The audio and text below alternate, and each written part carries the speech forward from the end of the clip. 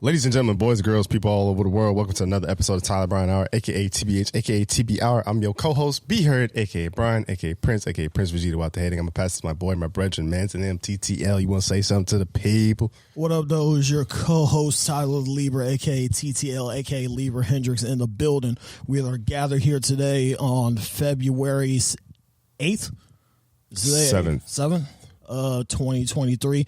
We're almost starting to see some daylight outside. I walked outside and it was still pretty light out. It was like about 5:15 when I walked outside. So, you know, we starting to put a dent in this winter thing. And can't wait for spring. Well, actually, we not, because the groundhog shot us. Fuck that groundhog. What the fuck you talking about, bro? Anyway, yeah, fuck that nigga. We are starting to put a dent in this winter kick, and I have to say it's been a fun, adventurous winter, but at the same time, I'm just ready for it to be spring, at least spring a little bit. So, you know, I'm a cold nigga, so like I like moderate weather between like 40 and 60 degrees, you know, or even 70. When it gets up to like I want to say like 85, 70, 80, 85, 87, that's when that shit starts to get intolerable for me. But we got good ass show for you today. Good ass episode 112 going on for you today. So let's get started on that. Love you. Oh, some quick churchman announcements. Shout out to the YouTube channel. The YouTube channel I just looked at today has over 11,000 views, which is kind of crazy. It's kind of crazy. I mean, it's definitely due to the help of shorts, which I'm not complaining, but y'all gotta subscribe though. Like that's the main thing, is like y'all are watching and y'all enjoying, y'all are liking. I love that. And same with the TikTok, Instagram's kind of a slow burn, but that's on me. I gotta figure out the algorithms and figure out how to work YouTube and how to work TikToks and stuff like that. But y'all gotta subscribe though, because if we had those 11,000 views and we had 11,000 listeners, that's some, you know what I'm saying, that's life changing. So yeah, be sure to subscribe, be sure to tell a friend, and all my friends out there, I'm challenging you, and eventually we will be going live today on this podcast. But we live. I'm challenging y'all. We live because I get it. Not everybody has time to listen to a 2-hour podcast, especially about some goofy brothers that y'all know too personally. So it's extra goofy. But if you see the story of us reposting the podcast episode, just repost it. It's free. Yeah. It's free. It's free. Y'all be liking the show, but y'all be like, damn, the nigga Tyler and Brian hilarious as hell, bro. Y'all fuck with y'all, man. This shit is cool. And just no repost. Yeah, just repost it. It's free. It's free 99. That's all we asking.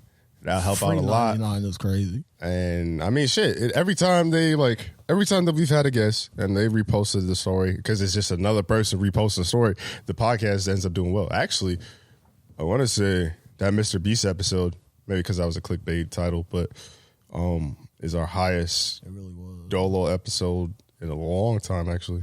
Damn. So, you know what I'm saying? Keep running up those numbers. I think on Anchor we hit over 2K listens, which is truly remarkable and amazing. But, yeah, man, keep it up, man.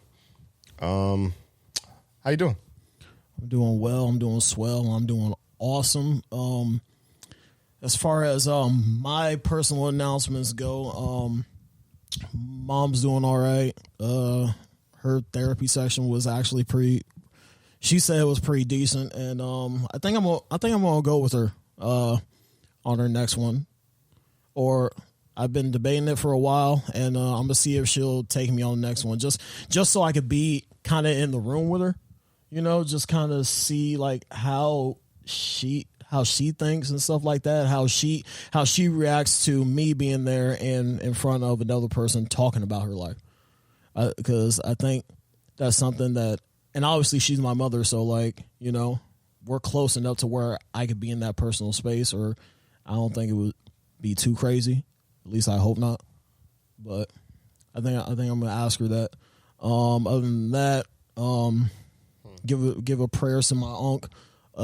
He's been in the hospital for like the last week and a half, and he was rushed to the hospital, I think Saturday. He's been having a whole bunch of like heart problems and stuff like that. So prayers to him. Prayers to him. And other than that, man, I've been living good. As far as my health, I'm good. Mentally, I'm stable, and I just want to keep it going. I'm coming up on 10 months. I'm coming up on 10 months sober. I can't believe it. It's an exciting thing for me. Almost getting to that year spot, and it's crazy. It's really crazy. I'm actually very proud that I could say that. So, yeah, and I'm proud of you. How was your weekend? The weekend. Mm-hmm. You know what? I'm not even gonna go into it because y'all already know how on a personal level, him and K, shout out to K, they already know how the weekend went. But I'm gonna say it was all right. It was very good. It was one of those self-independent weekends where I had shit going, and then the plans didn't work out. So I just took time for myself, and I love doing that. I just like the enjoyment of being independent. I like my alone time. So I just flipped one incident into another, pretty much. That's all you can do. My weekend was pretty cool. I obviously went to. I didn't even ask you about your weekend, bro. No, I was getting on talking shit. Hey, you didn't bring me no heralds, bro. You might have to get the fuck out. Anyway, my weekend was cool. Went to Chicago. 30-minute mark with now, bro. This nigga here. I went to Chicago with a group of homies from Iowa for a tournament called Frosty Faustings 2023.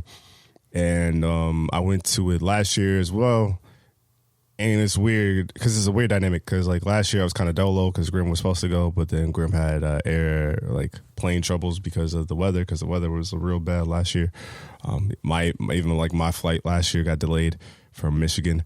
But luckily, I was still able to go. And, I guess I was in Detroit last year. Just remember that. But niggas don't even know where they well, because I remember I was being in Michigan, but I didn't think about it till then. But this year experience, it was weird because it was better because Grim was there. And obviously, Grim's my road dog, my little brother, my right hand man when it comes to this video game and content shit.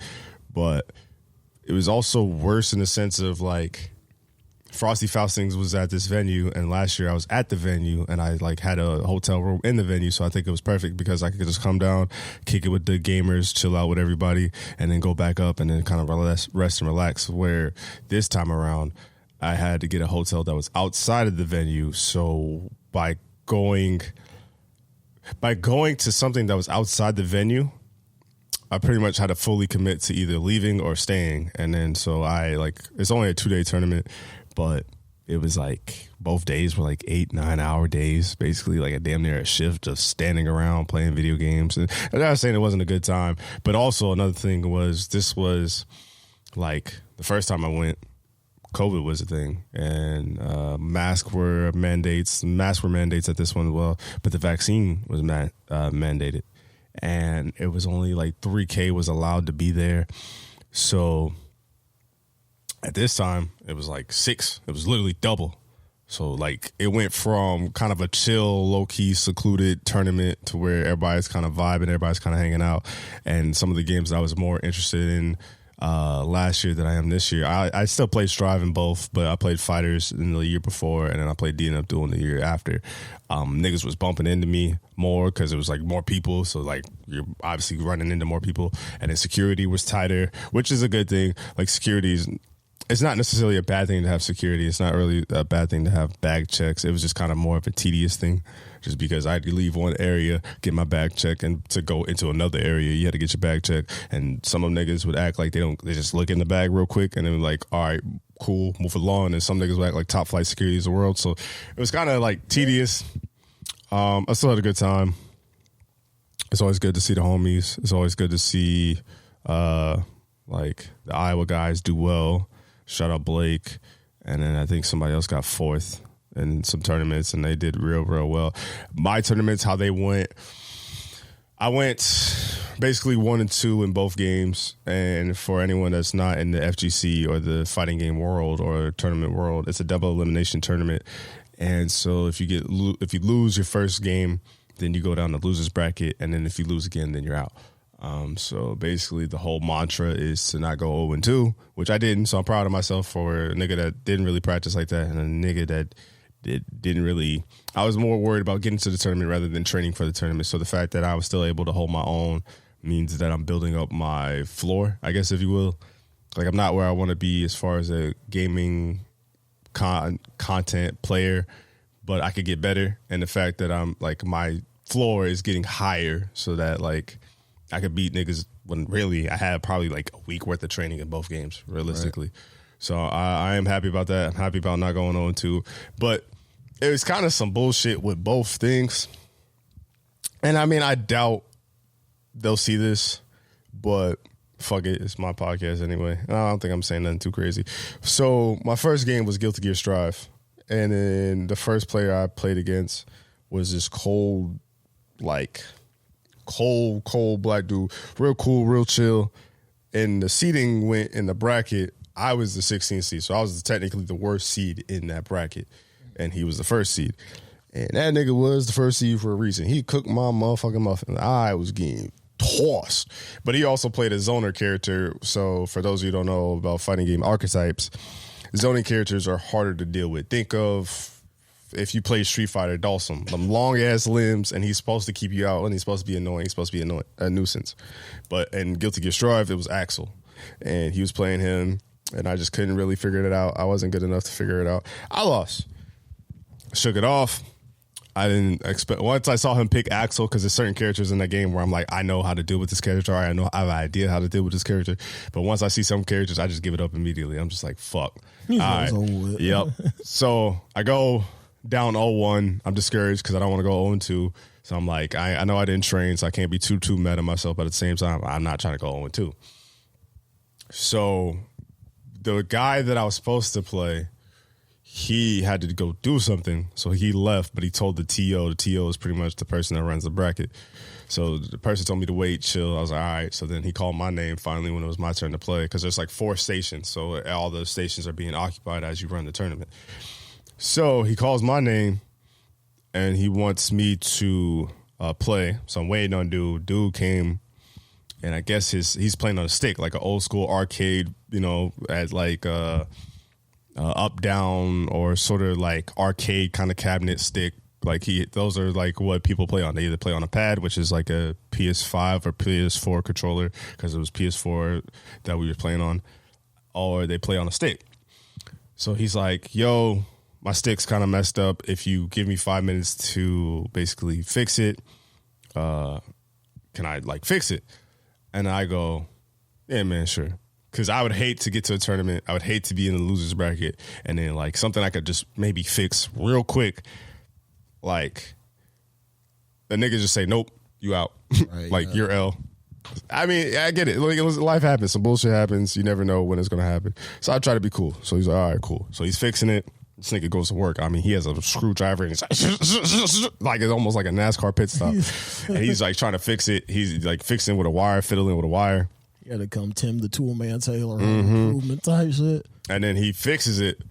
So then we end up playing. He plays a character called Leo Whitefang. And basically for like Street Fighter, I think is the biggest game that people would know and obviously can identify with each character. He plays like the guile of the game, like a really strong neutral character, a charged character. So like you can't really mix him up because all they gotta do is hold a direction. So like if I try to jump over him, all you have to do is hold down, and then he goes up and he does a DP. So it's a scary character because he has mixed. Like Leo is I don't know if he's way better than Guile, but he's a stronger character than the Guile. So I'm like, all right. So like, you know what I'm saying? Like, nigga, you're gonna have to step up. Like, nigga, it's either do or die. And his controller was still kind of giving him trouble, but I was cooking him. I was playing good. I won the first game. I actually get more nervous when I'm doing well rather than when I'm not doing well, because it's almost like, i.e. the Warriors. Like, I don't want to blow a fucking lead. So I get more nervous by that. The consistency starts to kick in. Mm-hmm. And it's like, you got to close it. Like, can you finish it?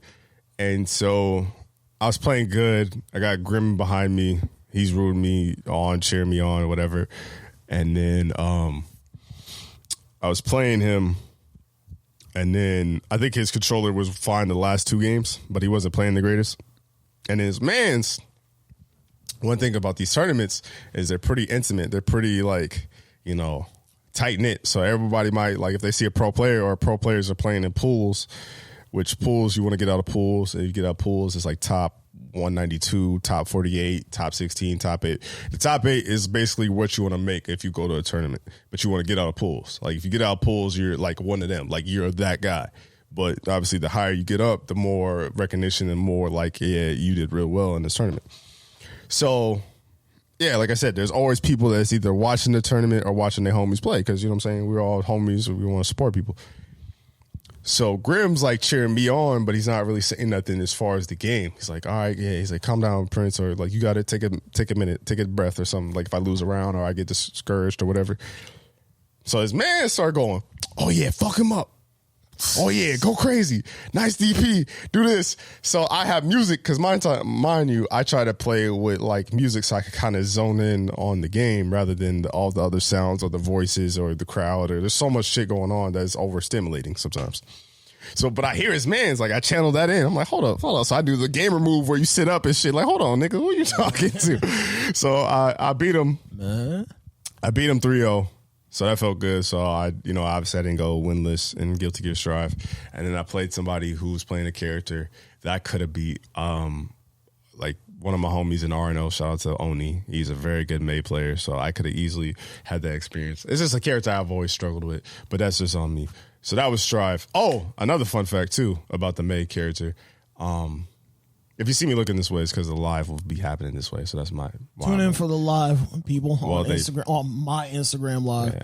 But like before, I was sitting down for my pools because my pool started. So my pools, like I said, it was a 2-day event, and my pool was on Saturday, so the second day. So basically, even if I did do good, potentially, like if I was one of them guys, like one of the best in the world, I potentially could have been playing fighting games from 10 a.m. to 11, 12 at midnight. Like if I would have ran the whole gauntlet. But when I sat down for my pools, I started down like 15 minutes early. A player came by and was like, yo, can we get some games in? Because I'm just trying to get some games before I, basically warm up, because you want to be warm before you start playing. So I'm like, yeah, sure. And that nigga played May, and that nigga mizzled my shit. Luckily, he wasn't in my bracket, but I ironically, by him mizzling my shit, playing May is the character that kicked me out the tournament. So I was like, that's tough. So I think I got 500 out of 1,000 people, which is still pretty good. It's not great. It's not where I want to be, but the fact that there's 1,000 people there and I basically did better than half, it's still something to hang your hat on, especially for like a week practice. So then my other pool is at 2:00, and it's for DNF Duel. And so, kind of same thing that happened. But this is like my first round matchup. And it was a dude. He was a cool dude. He went for the shake hands. Like, since the pandemic, niggas been doing fist bumps, but he did the shake hands. So I was like, oh, okay. Kind of threw me off guard. But I'm saying real nice guy. So shout out to bro if he sees this. But, I was checking my buttons and making sure my shit was right, because, like, I play on default controls, but sometimes people change controls because, like, you never know. The last person that was playing on that PlayStation or whatever could have fucking their X be their triangle be their R2, and, niggas be having some fucked up-ass inputs. I don't know what the hell be going on with niggas. So I go, hey, I know we did a button check, but do you want to actually go in the game and do a button check to Brody? Like, no, I'm fine. I'm all right. Okay. So we start playing the game, and then you know how niggas just be on bullshit. Like, we started playing the game, so I started seeing Buddy do this. Like, because he was playing on stick too. So he started hitting the stick, and then started hitting the stick like, nigga, that's not the button I pressed. Like, what the So I see it out the corner of my eye, because I'm like, we're playing like right next to each other like this. And then so I win the first game. And he's like, actually, can we go back to the thing? I was like, oh, your buttons were checked, huh? Crazy how I asked you if you for real. I was like, I asked you if you want to check, but niggas didn't want to check. All right. So we go back. He checks his buttons. Then he beats me the second game. And then we play the third game. I win the third game. I beat him. So I'm hyped. Like, I'm lit, happy. And then I played against a dude whose name was Kubo, I believe, from Japan. Sponsored player. Bowser type nigga. Yo, shut the fuck. Nigga, why would you say that? Boss level. But never mind. But because there's something else there, but I want to bring it up. Had the jersey on, was sponsored, didn't say much. I think he even spoke like Japanese. I think he even spoke it. And then buddy sat down, did the fist bump with me. Boy, that nigga cooked my mouth. Boy, I felt dumb as hell. That's the worst thing I hate about fighting games. Fighting games is pretty much half of it's mental. It's execution. The other half is execution and knowing what the fuck you doing, and the other half is mental. It's like it's either reading your opponent or like basically playing chicken with your opponent. Like, I know you won't do this shit because if you do this shit, I'm gonna be ready for that shit. And it's pretty much it's an RPS, a rock paper scissors, but it's like I could cover two options. You only have this option. If you do it, you still gonna die. That nigga did that to me. I had no, like, I was doing all right. I almost took a round, I think, but that nigga beat the dog shit out of me. And then I got into... That nigga started putting you in a blender. He really did. But fun fact about that nigga putting me in the blender, he ended up winning the tournament. Like, the whole thing. So he was him. So at least I lost to the winner. I never lost to the winner, but... That's a good dub.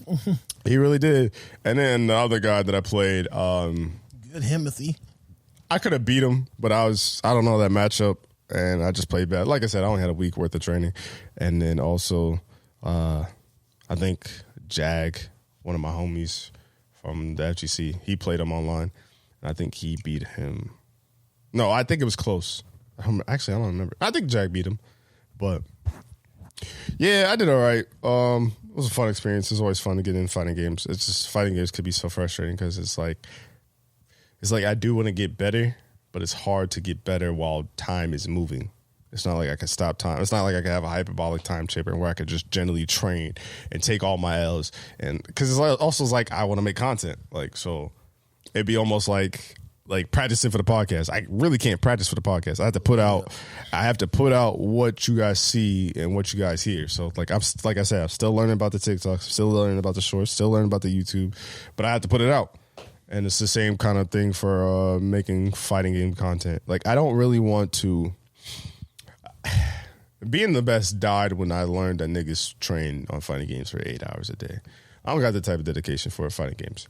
But the thing that I've always wanted to be, and I think I can be, especially when I go to these tournaments, is I wanted to be like... El Chicote is one of my best friends. El Chicote is like top 5 in the world in Street Fighter. Well, maybe not top 5 in the world, like top 50 as far as Street Fighter 5 rank goes. Granted,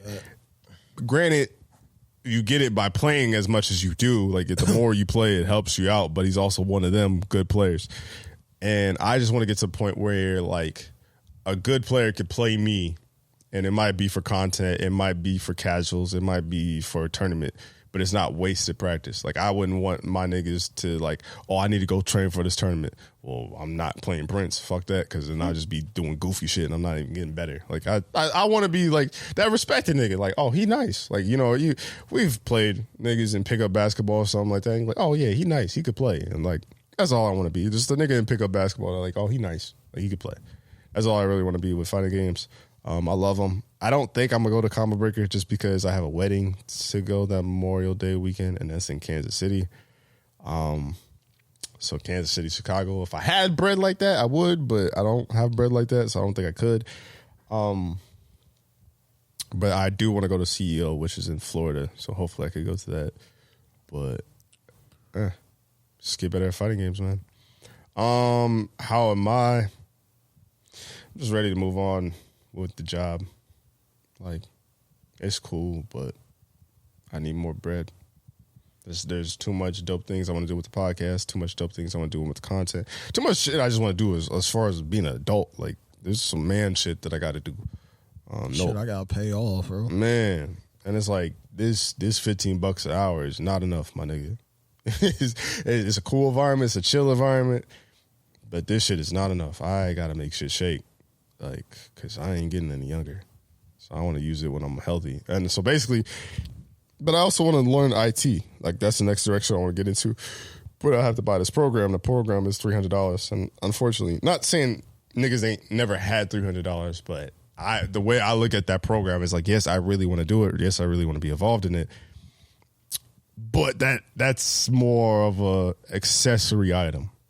Right. Like, I still have to have this $300 to pay off this credit card, or $300 to pay off this phone bill, or just whatever. Like, there's certain things in my life that I still have to pay off and do, where I just don't have this spare $300 that I could just quickly burn. Because even with the program, like buying the program, I have to do the program.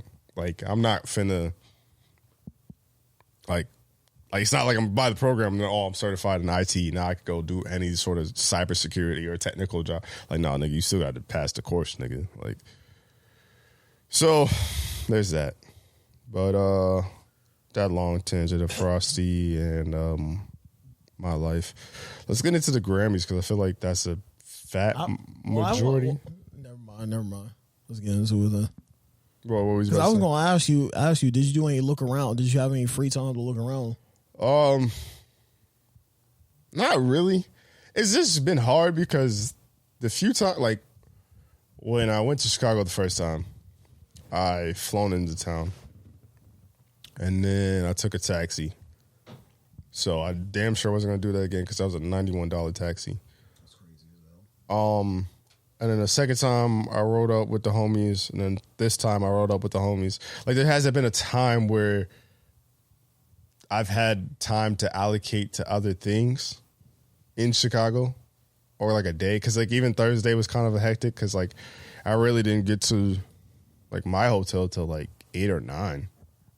Like, I was in Chicago for a little bit, but then I think we went to the main hotel, because a majority of the people, I think all three of them, I went up with 4 people including me, but all 3 of them stayed at the main hotel. So we dropped off their shit while then Grim finally came over. Then we rode up to this place and got some food, and then came back. And by the time we came back, like, that's when I really settled in. So that day that I really would have spent exploring and like traveling and looking around, I didn't, because we just was there. Right. And then Sunday morning we just left early, and so I didn't really get the chance to. I would have, though. I definitely want to see the Bean and just some basic Chicago shit that, like, I feel like you should see when you're there. But yeah, I'm glad that you enjoyed yourself, man. And like, I just want to say it's awesome that I have a best friend, a motherfucking brother, that could be able to live out his dream and be able to participate in, you know, as far as gaming and stuff like that goes. Any type of creativity that any of my brothers have, man, I'm all for it. When I could get to them, I definitely want to go to one of these with you one of these times. So. Yeah, you could go to a spectator thing. Oh, actually, just now that you said all that, I'm kind of glad you said all that, because there was more I wanted to say. Surprisingly, it didn't stink. Last few times there was majority of musty niggas.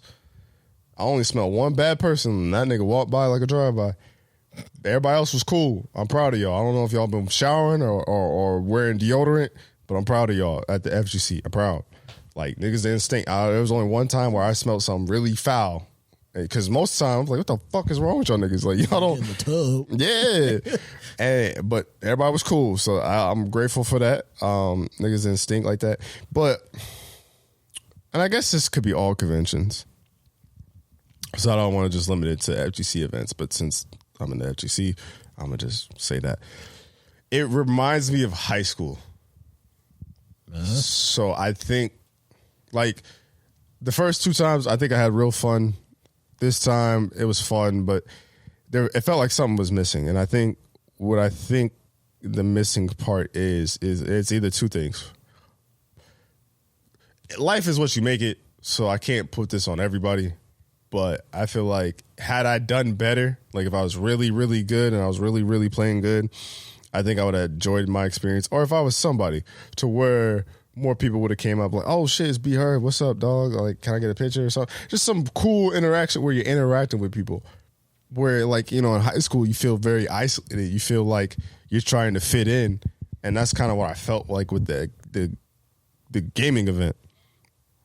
So like, either I had like the Iowa boys, you know what I'm saying? Shout out to all them. They're cool. They're good people. Like, I never feel uncomfortable. I don't want to sound like I feel uncomfortable, but you know, if I'm being honest, they're not R&O. R&O is somebody, like a group of people that I talk to like damn near every other day and for hours on end.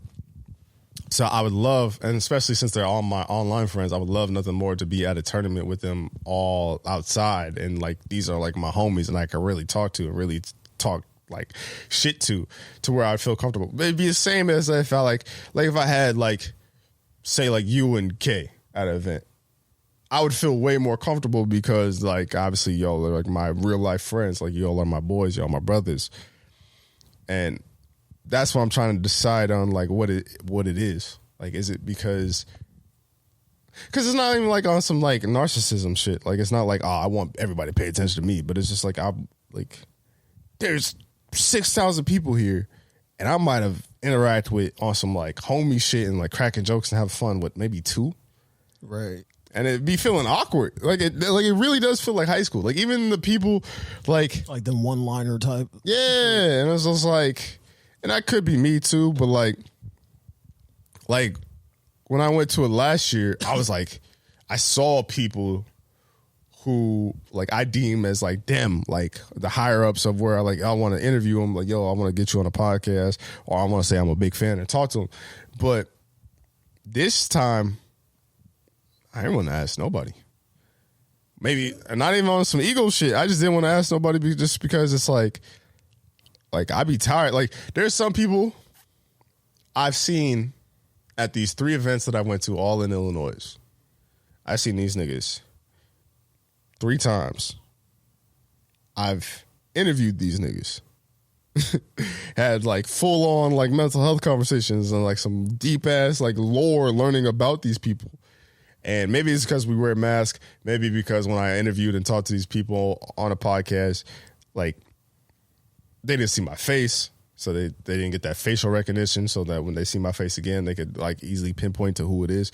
But I've had to introduce myself like 3 separate times to the same niggas just because they don't see me as frequently, or I'm not up as far as the clout and anything like that goes.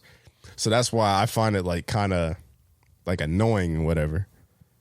Like, I really feel like once I get my actual squad there, or I'm Himothy, like I'm really good at these fucking video games to where I'm on stage, or like niggas have to respect me or respect my game or some sort of capacity, that I will have more fun and like opportunities at these tournaments.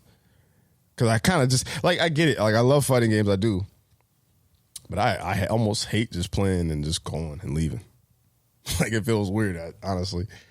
So yeah, it just feels like high school. So I need to level up or just get my friends to go so I can actually have a good time. If I'm gonna be in a world where it's like I'm in my own bubble, I at least want to have my people around me so I can really have a good time versus me being dolo. Because like I don't mind being dolo, but being dolo at an event is kind of awkward, especially when you like kind of not a social person, but it takes something to get out of you. It's almost like just kind of knowing. It's kind of like putting yourself in like a mentality of knowing that you're just there for like business instead of like pleasure. And like if you're not really having fun with it and you're just there for the business and you're just there to boom, boom, boom, then get the fuck out, then like I can see where that could be kind of, just a little bit like, like it could be like shit could run dull. As that aspect goes. Because like Grim, like that's why these last 2 tournaments I do. Although it kind of becomes me and just Grim versus like group collectively. Right. I kind of do like having Grim there because Grim is like, me and Grim know each other to the point where he's good at like, I guess, taking me out of the moment. Like where I might hyper focus, like, oh, like nigga, your family gonna die if you don't win this. Nigga, you better win this. You better do this, do that. And it's just like, yeah, at the end of the day, you're just playing a game, nigga. Like, yeah. But as I just, like I said, I'll either want to have fun with my squad or use it to make opportunities and make shit shake. Because like I would love nothing. There was a few people there that I wanted to interview, but at the same time, I just didn't feel like reintroducing myself, or I didn't feel like.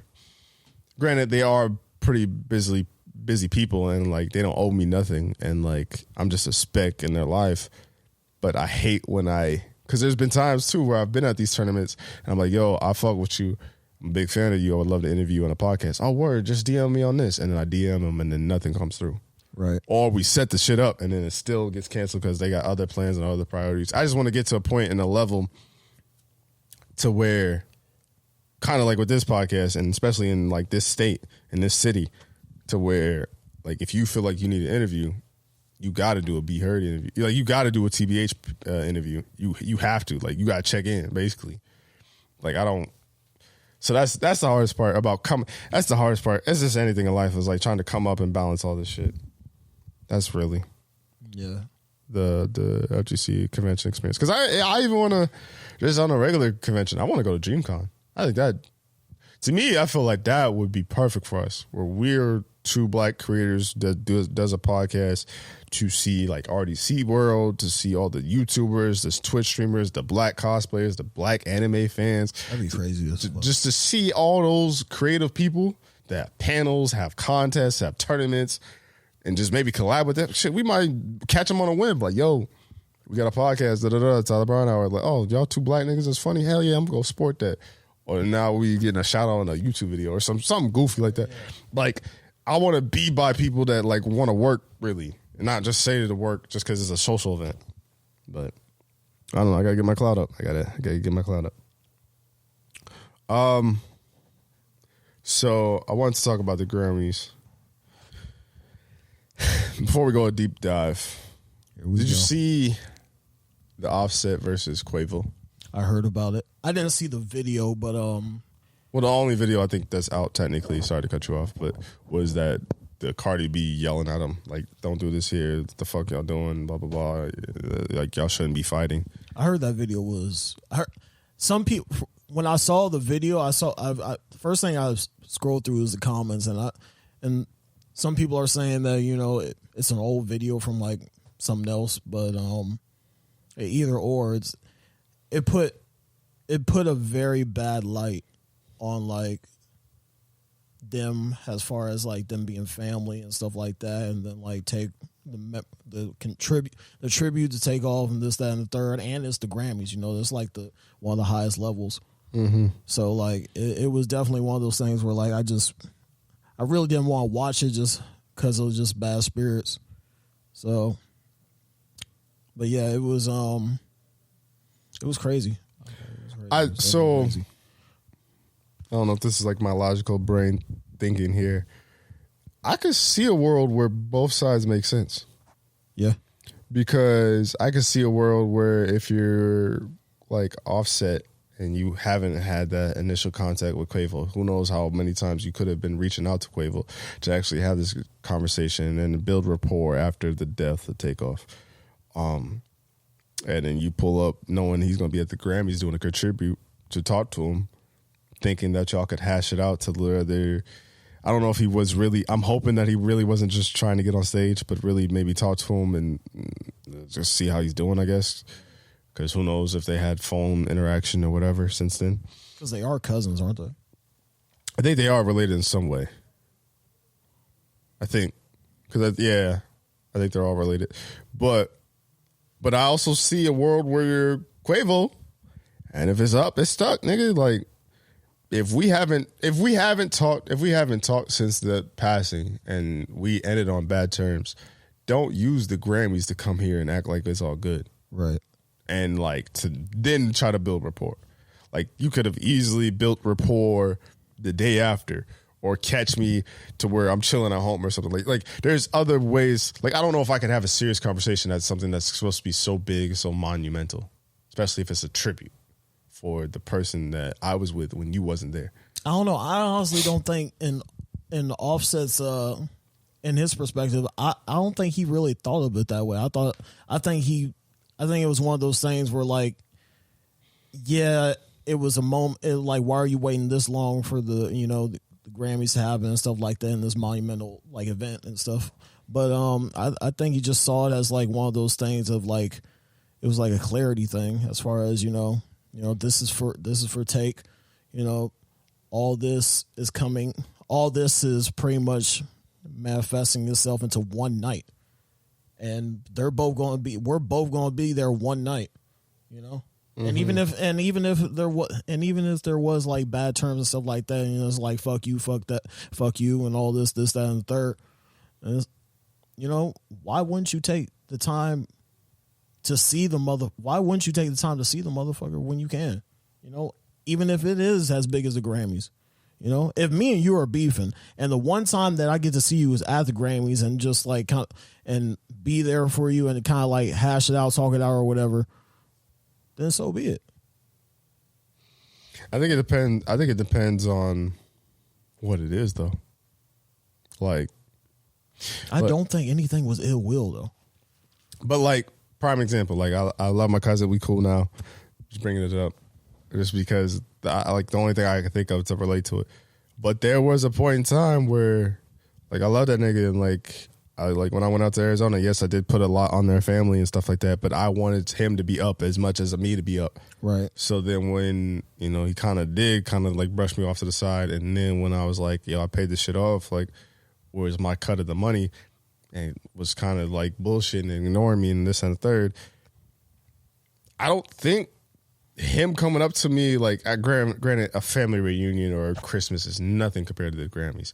But if he would have come up to me and said something to that magnitude, that I just hash it out like it's all good. Like, nigga, it was so bad. Not even the money point. That shit was crazy, honestly. Not even the money point. It was more so bad because of, like, I wanted to help him, and then he didn't say anything. Like, he didn't respond. Like, it was a point where I was telling my grandmother, who is his grandmother, like, I'm gonna fuck him up when I see him.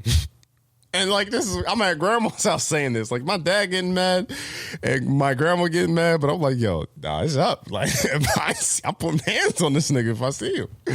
But I can see a world where, like, oh, you left the group. You ain't fuck with us. You did this, that, and the third. And you had the allegation with Sweetie. I don't even know if that's still true or not. But it's like, you had all these things to where it could be up from that perspective. And then not to mention, like, you're already feeling emotional because you about to do a tribute to Takeoff. So the last thing I want to see is somebody have a negative emotion about, because that emotion is only going to be enhanced because I'm already emotional. Right. And it's just like, I don't know. But I can see both worlds. I can see a world where you're like, yo, I didn't come at you on some malicious intent. I didn't come at you to be on the performance. I just came to you. But see, that's the thing. I just came to you just because I knew you was going to be here. But that's the thing, is like, I think Offset was trying to do something with the performance. I could believe that. Because it was like, yo, that's family. Like, I was trying to do something.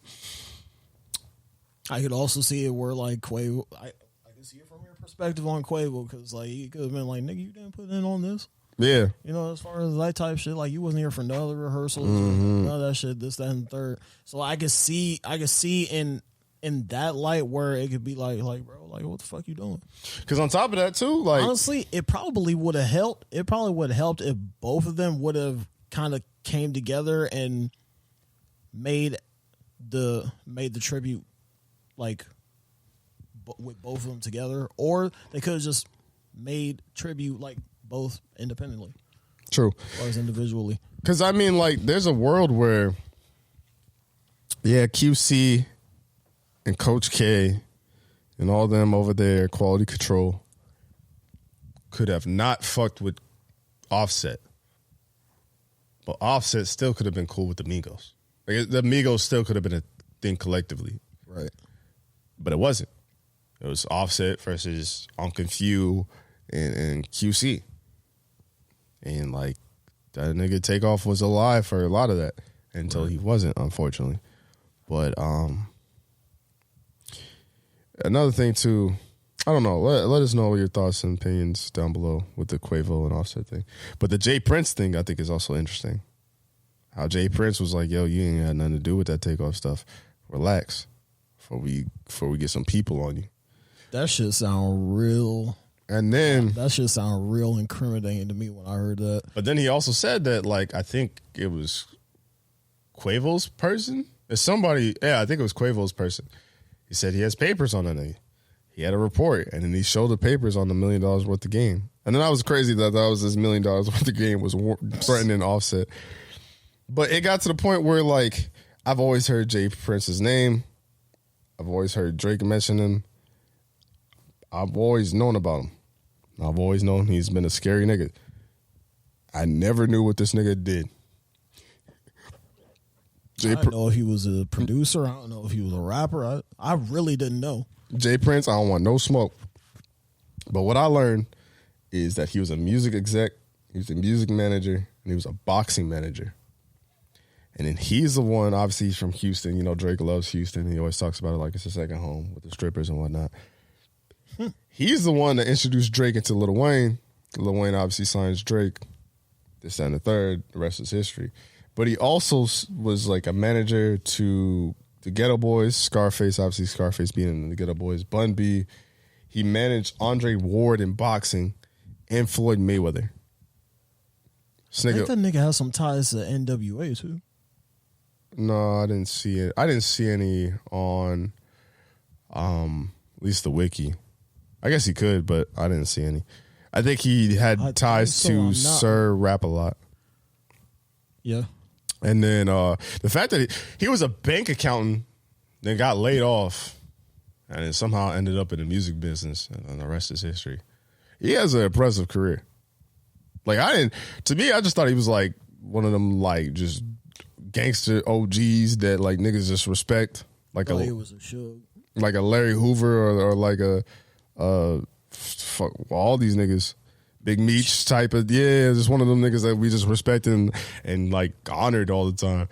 But I didn't know he had that much influence, and the fact that he managed Floyd at one point, Andre Ward, that nigga got some pull. So what do you? Some people think it's corny that Jay Prince is threatening Offset. And then Offset respond, he's like, nigga, that's family business. What are you talking about? How do I not have business in that? Right. How do you feel about that? Honestly, I think it's something that could have just been hashed out behind closed doors. I mean, if it's a family thing, then let it be a family issue. So, like, if Quavo... But then that's when, because Jay Prince's family got involved because of obviously Jay Prince Jr., he was there that night that Takeoff got killed. Then they saw him walking like by the body, so everybody always accused him, and I think that's when Jay Prince stepped in. Right. But like I said, if it's going to be three people as far as the main people that were involved in the whole altercation and the time of death, then I think it just needs to be between them. Like, why are we bringing outside parties into this? If it's going to be that, if it's going to be a family situation, or you're just going to tie a certain person into it, then I feel like there's no need to air any type of dirty laundry or any type of threats out to niggas. So then, do you feel like? So when you say the three people, are you including Offset into that? I can, because Jay Prince is saying like Offset is none of your business. But then Offset is saying that's his business because Takeoff was his family. He's not wrong though. Which I don't want no smoke, Jay Prince. I don't want no smoke. But I just think it's weird that he wouldn't be wrong, nigga. Yeah, I don't know why he thinks like Offset.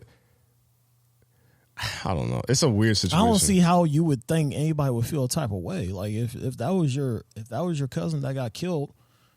Nigga, you want to hear some questions. You want to hear some answers. You trying to get down to what happened in that situation, right? You know. And I think it's weird because it's like in the video you see Jay Prince walk by the body, literally, and it was Jay Prince's party, like it was his party.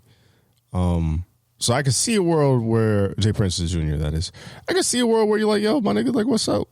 Like, what happened? And then, like, Jay Prince out here telling Offset that you worry about the wrong shit. And your mans is the one snitching, not us. Which is crazy. That's crazy. It's also crazy. And, like, you know, I never got. And I might get fucked up for this. You might. But, fuck it, we pardon. How, for niggas that snitch, right? Or give it up to the police. How do niggas get the documents? Like, if I snitch, right, how do you get the paper that says I snitched? Like, what'd you do? Go on the website and copy that bitch? Did they posted it on Twitter or something like that? Like, how do niggas get this? Niggas just get envelopes. Bro, because there's some dude on No Jumper. Well, he's not on No Jumper, but he's a dude that, like, No Jumper constantly posts. He's, like, a white dude who's, like, pretty much like an Adam 22, essentially. and I guess some dude named Boston, some rapper named Boston something, I guess snitched. And then that nigga got the document. He got another document. Then he had the 56-minute confession of the nigga in the prison system. I'm like, yo, how do niggas get this? Got all that information, bro. Like that, bro. And that, like, I know Jay Prince is a powerful person, but I'm still sitting there. I'm thinking, like, when because he had the paper on $1 million worth of game. I didn't see the interviews. All I saw was the clips, and I saw people talking about it. So then when I saw that, I was like, nigga, how'd you get that? So I don't know. You just see a nigga walking with a whole bunch of like a stack, like a big ass vanilla envelope. This is paperwork. I was like, yeah, no, yeah. Vanilla envelope. No wonder why the cops can't do no paperwork. Y'all niggas got it. I mean, I don't want to, like, niggas worry about the wrong shit. They need to be in some CSI work or something. That's what I'm saying. Like, all seriousness, jokes aside, I don't want to see anything happen between Jay Prince and Offset. I don't. But, yeah, I just don't like how Jay Prince is threatening Offset, because I feel like Offset's not in the wrong for what the fuck happened. Yeah, with the family business. And I'm not mad at Jay Prince also trying to defend his family's name and say, like, yo, look, that was nothing. We ain't set nobody up. We ain't had nothing to do with that. That just something that happened, unfortunately. That's something we hosted. Which I truly do believe that was just something that just happened. Granted, Quavo did start he kind of started the altercation. But they're saying that had nothing to do with the dice game, though. It probably didn't have anything to do with the dice game. And if you've ever been around dice games, nigga, there's a whole bunch of other elements and shit that's going around the dice game while niggas are just playing. You know? But then again, like, at the same time, I've seen niggas have like fighting conversations while a dice game is going, taking money, all type of shit. But that's the thing. It's like, if you generally just talking to someone and you talking shit, but you playing, you never know when someone's going to flip the switch. You never know. Niggas can stick you mid-roll. Bro, yeah, that's what I'm saying. Or just stick you like, oh, well, I'll beat your ass. And you just joking. And next thing you know, that nigga swing. So now you got fight. Dice at you and all type of shit. Nah, bro, these fixed dice, bro. Fuck you talking about they fixed dice, nigga. Or nah, and it had nothing to do with the ice game. It just could be, because that's what everybody said from like the eyewitness statements and stuff like that. It was like, yeah, them niggas were just talking, and them niggas started talking shit. And then by them talking shit, they were talking shit, but no one had the energy of like shit was about to go down, and then just shit just flip, and then that's just all it takes. Is literally, when you think about it, it's literally like, how'd I say, a football play is literally like 6 seconds at most. That's all it really takes to change someone's life. So I mean, like I said, I don't want no smoke, Jay Prince. I actually do want to watch the interview because I really want to know what he said, because like I said, I only saw the clips. I saw Offset respond, and you could tell he was emotional by that because he kept saying "nigga," it was like he was not letting his thoughts think. But I don't want nothing from this. I do hope eventually, obviously time heals all, but I do hope that eventually Quavo and Offset squash this, and they could get past this. Even if there's never going to be any money again, if there's never going to be another Migos type of thing again, where it's Quavo and Offset, I'm cool with that as long as they squash it. Aren't they supposed to be going on like a tour this year? Who? Quavo and Offset. I heard from somewhere there's supposed to be there's talks of like a tour of them getting together and stuff like that, and I doubt it now. Like a reunion. But I heard, after what I saw and then what I've heard from that tour, it's going to be pretty hard pressed. I ain't gonna hold you. It's going to be pretty hard pressed for any situation to reconcile and decipher in order for that to happen. Because there's certain shit that especially with family, there's certain shit that has to happen, has to be said, has to take place in order for things to just cool out. So it's definitely going to be interesting. I hope both sides stay safe, man. I hope somehow niggas could just put things to rest, and just for the sake of take, honestly. Because that's the thing, is like, I really don't subscribe to. It's kind of like, well, it literally is a death in the family. That like there's been deaths in the family, like especially like my family, for instance. And I don't mean no ill will to any one of my family members that watch this, but a death happens, family literally hits everybody with the same bullshit. Oh, we need to get closer. We need to hang out more. We need to do this, that, and the third. But it never happens. It never does happen. So I don't want them to. I want them to and that's generally. Mostly just because nobody wants to take that first step into initiating a place and time to get together. Well, that's that part, and I think that I think that's what you're going to see with this. Like, I don't want them to make amends just to make amends. I want them to make amends to where they like actually fuck with each other. Like, I don't agree with that. I don't agree with killing the beef if you're not going to actually care about the person and not check in, shit like that. But because when shit like that happens, and you want to make peace with everything, it's got to be like I said, it's got to be a certain way that you have to go about that in order for it to actually stick and hold. You know, so and then not to mention, we're in the internet era, so you can say one thing. So, like, something could just be completely taken out of context, or you could just read a headline, or you could see a clip, and now it's up again. So, I don't know. Hopefully they do. Nigga say some shit like, damn, no get back. And then there we go again. Yep. Which is crazy. But, yeah, it's actually going to the Grammys. Beyonce breaks the record for the most Grammys won in history, which is 32. That's power right there. Which don't sound too high. That's dominance right there. It sound high, but it don't really sound that high for how long a career Beyonce's had. Any thoughts and opinions on her breaking the record? I think that's black power. I think that's dominance. I think that's a beautiful thing, honestly. For a career that she's had and how many hits that she's had, how many albums that she's had, it's definitely one of those things that hold a certain light, hold a certain top tier of she really do this shit. Beyonce, Queen B, she really do this shit. I ain't even gonna hold you. She, then, you know, marrying another top tier rapper, Jay-Z, Hove, and then having kids. That, I mean, that's a real workload to put on, you know, somebody of her age and, you know, Hove's age, and then, you know, their kids and stuff like that. And not to mention to have marital issues too, with the whole Becky with the good hair and all that shit. Which, I mean, it led to Lemonade, which was a good ass album too. But I haven't heard Lemonade. It's pretty good. I actually never heard it. I liked it. I liked it a lot. Especially I liked this last Beyonce album. It was pretty good too. And then not to mention niggas making jokes about Beyonce, like they're selling their mom's house for giving them Beyonce tickets. That's crazy as hell. I hope.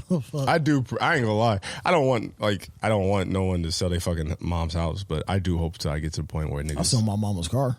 That's crazy.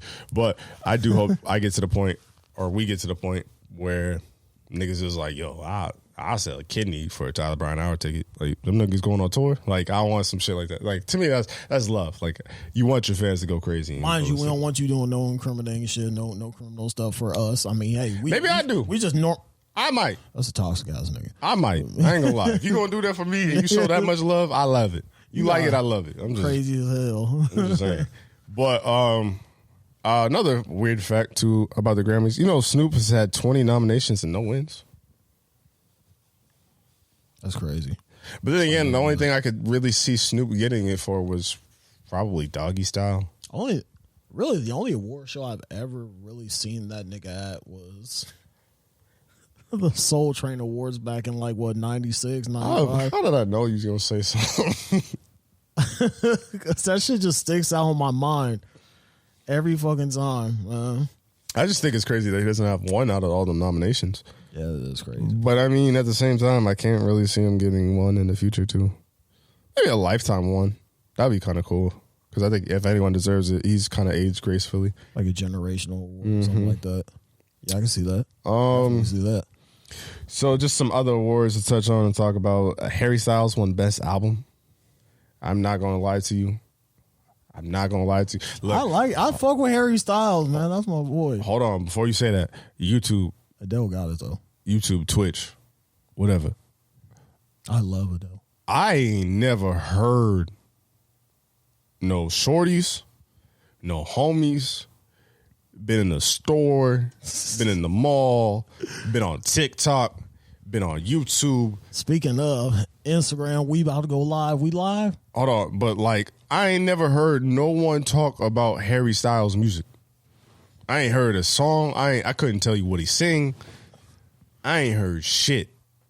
So the fact that this nigga won album might be fucked up. The fact that he won album of the year, I ain't seen it. I ain't heard. Usually you hear something. Like you'll hear a song, you'll hear a sound effect, you'll hear something. For this nigga to win album of the year. I be hearing this shit on the radio. I ain't gonna lie. I ain't gonna hold you.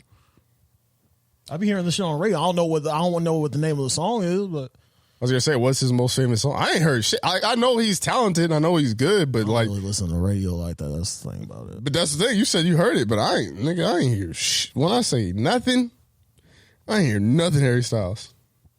Granted, Kendrick Lamar wasn't going to win it because he said the F word too much. I think Adele had a good album.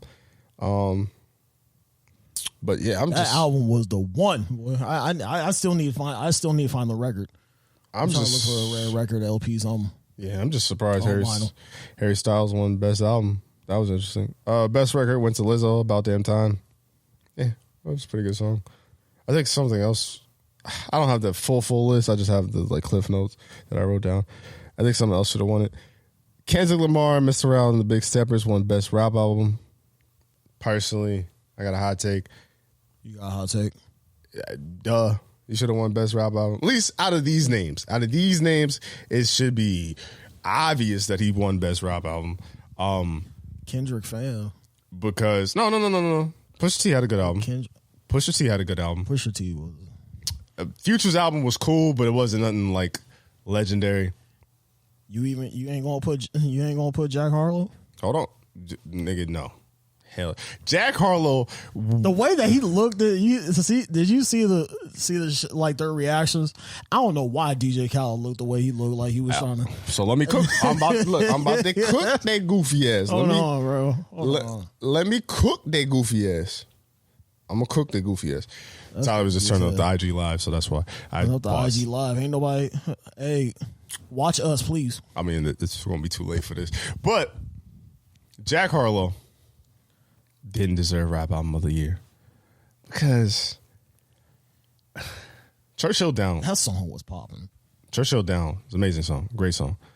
But when you talk about my grandpa would pass out if I pull $100,000 out, so I'm not gonna pull out $100,000. And then talking about how your semen tastes, fam, get that shit up out of here, dog. Fuck is you talking about album of the year for? Oh man. So get that the fuck out. And then DJ Khaled. One of my friends said something wild. He said DJ Khaled don't know how to make a song, so fuck out of here. I'm not saying that. Yeah, that nigga was bugging. But what I would say, crazy to say, because I'll say DJ Khaled. There's obviously a reason why he's still here. He's still great at what he does. I think there's something to say about not only being a producer, damn. Not only being a producer, but being talented enough to where you could have multiple people on a song and it sounds sonically pleasing and it sounds good and putting these people in the right directions and right places for the song. My problem with DJ Khaled is he usually comes out around the summer, late summer, or maybe early fall, late fall. And he always has like those kind of summer kind of hit, club hits, records, this and the third. But to my friend's point of DJ Khaled doesn't know how to make a song, I feel like he's not. I know it's kind of obvious to say he's not an artist because he's obviously a producer, but his songs ain't got no soul. Like even with. They're club bangers, I ain't gonna lie. They are, but they have no soul because like when you think of like even like Dr. Dre being a producer, his music still had soul. It was NWA. It was Ice Cube. It was Dre Day. Like all his music had something. You felt something when you was listening to his music. DJ Khaled is just like, all right, it's a club banger with all these niggas I mixed together and now go out there. That's it.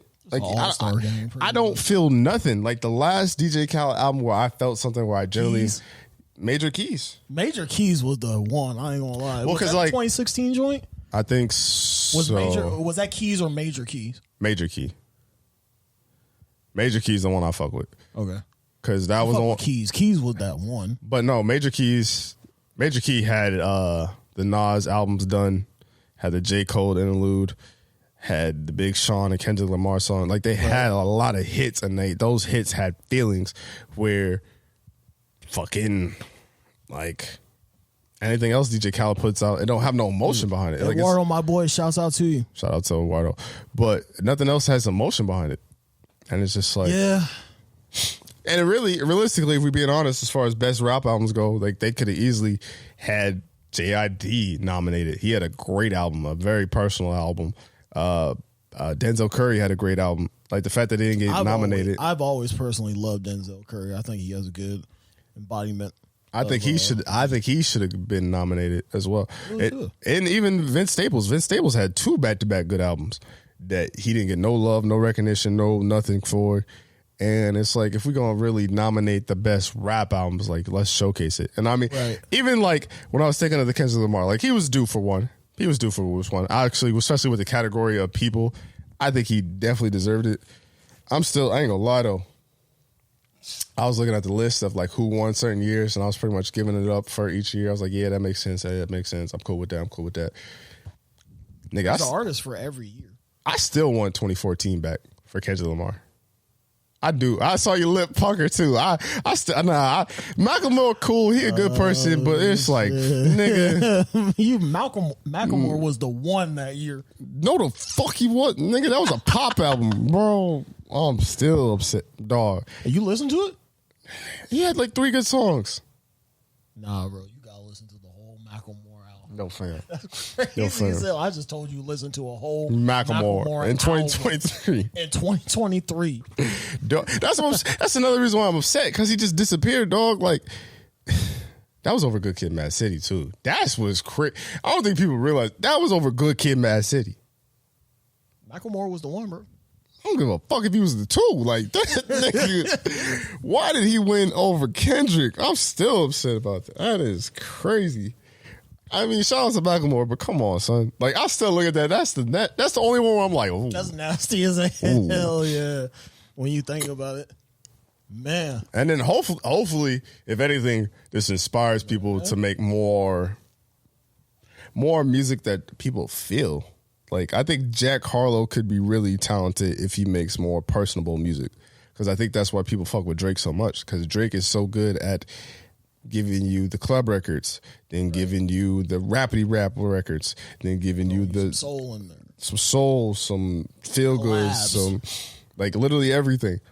And I think Kendrick's pretty good at that, but Kendrick and Cole specialize in telling you a story, telling you their perspective and their worldview and things of that nature.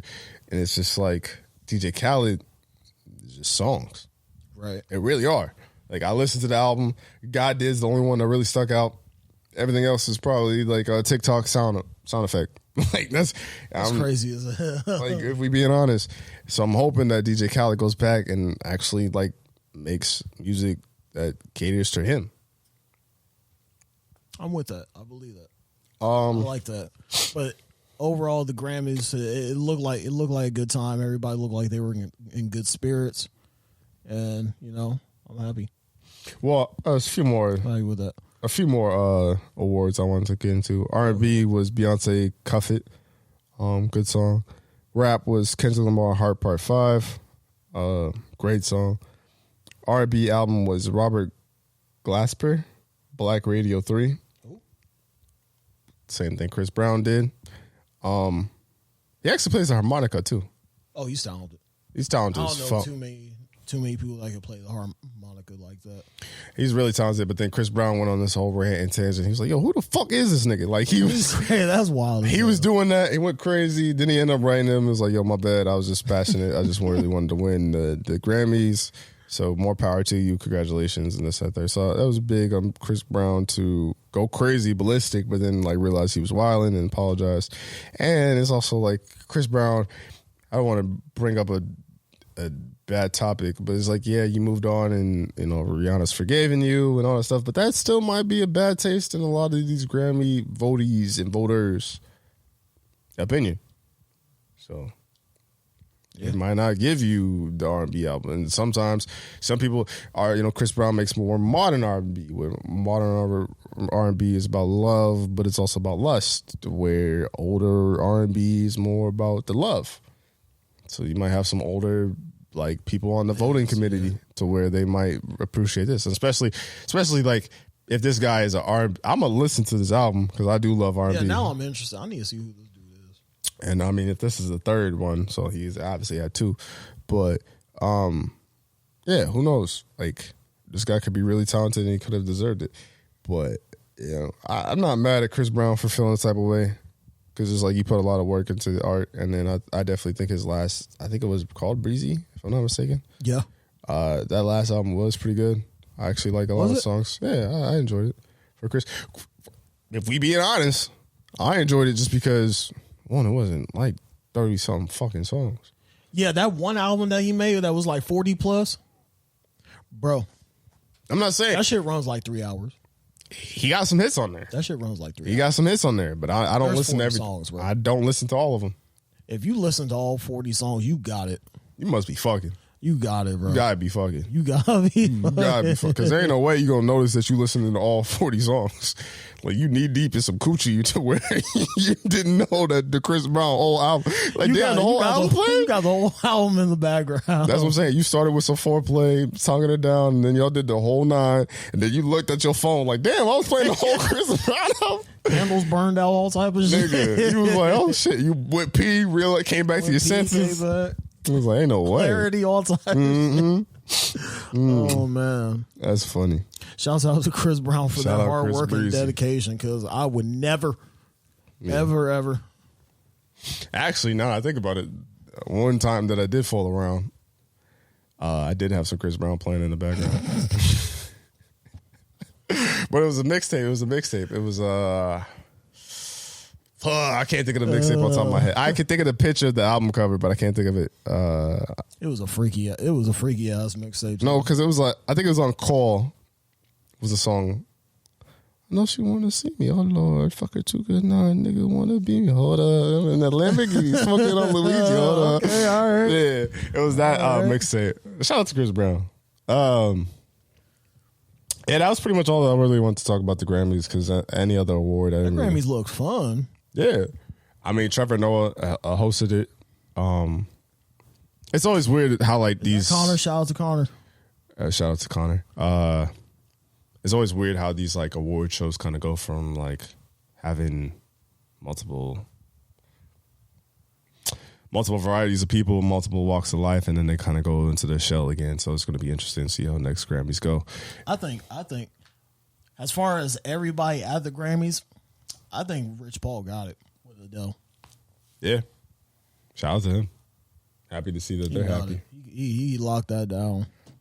Just to go into music. She was fine as hell. She is. And she looked good. Now she's losing weight. You seen Post Malone lately? She was always pretty, by the way. She was, but you know, you gotta reward. You gotta give the big compliments when someone does some great things. Definitely. Yeah. Well, what were you saying about Post? Have you seen him lately? Or have you seen that clip?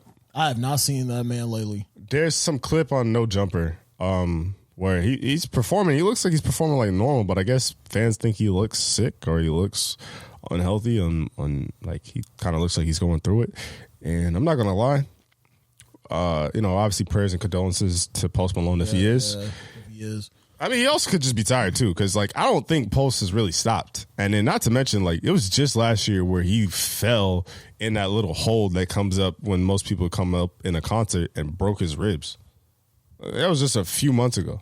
Yeah. So I mean, as far as like I'm concerned, I don't know how Post has done it, because he has put out like multiple albums since I've known about him, and like White Iverson. Right. I really don't think he's stopped touring. I don't think he's had, since the pandemic. He hasn't really had a down year, I guess.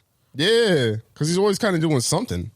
He's getting that paid. He is, and I'm not mad at you. I'm not mad at that. But at the same time, with getting that paid comes a point where you go... It's a heavy, heavy toll on your body, mentally, spiritually, and physically. So, not to mention having broken ribs, so you're not going to breathe right. And like he be singing his ass off.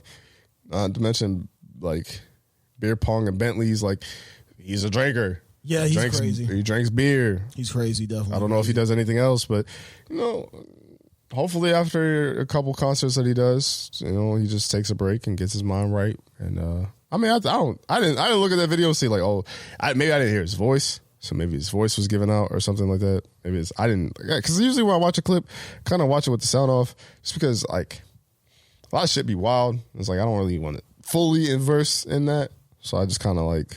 I get that. Like I just look at it, or I might just hear about it rather than watch the whole thing. But I mean, yeah, if he's going through something, definitely wish all the best. Prayers for him moving forward with anything that he does. So yeah, prayers. If he needs it, he might not need it. He could just had a rough day. Like yo, my nigga, I was sick that day. He like, what the fuck y'all talking about? Right. Yeah. Right. Like he could be online. Yeah, he could be online. Like, damn, y'all niggas think I'm sick. Wow. Damn, y'all bogus as hell. That's crazy. That's funny. I can't like cigarettes and beer. Right. Right. I know who Blueface and Krishan remind me of. You know. So just real quick. Don't say Bobby and Whitney. That's funny, but no. Don't say that. But so the greatest analogy that I thought of, and I think I thought of this shit in the shower because I was cracking up. Because I was obviously watching clips of like the Baddies West and Shawty just beating up people, leaving knots on people's heads, which is crazy. She be fucking people up. Yeah, she won both rounds. I didn't think, honestly, she got them hands. Think she was a fighter like that. No, she be fucking people up. Bro, the way she eats, yeah, you can tell she fights. You can tell she fights. But I say all of that to say I got the perfect analogy for them. So you remember in high school or in middle school when you would watch the bad kids and the bad kids would like fuck with them poppers or fuck with the alarm, or they would just do bad shit and you watch them throwing water bottles down the fucking hallway, throwing textbooks up in the class. But yeah, so you watch them do all the bad shit, right? That shit was annoying as hell. That shit used to get on my nerves. Right. So you watch them do all the bad shit and you watch them go crazy, right? And you're like, damn, y'all niggas wildin'. Y'all this, that, and the third, da-da-da-da-da. But you wouldn't care, and you'd be like, oh, that's crazy. But then they get behind you, or they get near you, or they start fucking with you a little bit. You're like, hold on, nigga, hold on. Back the fuck. Yo, what's up, nigga?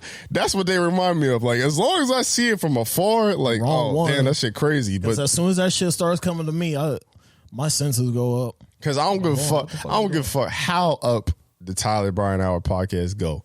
I'm not doing an interview with them niggas. Hell to the no. I don't even give a fuck that this is your crib, nigga. If you was like, yeah, let's do it, I'm like, hell nah.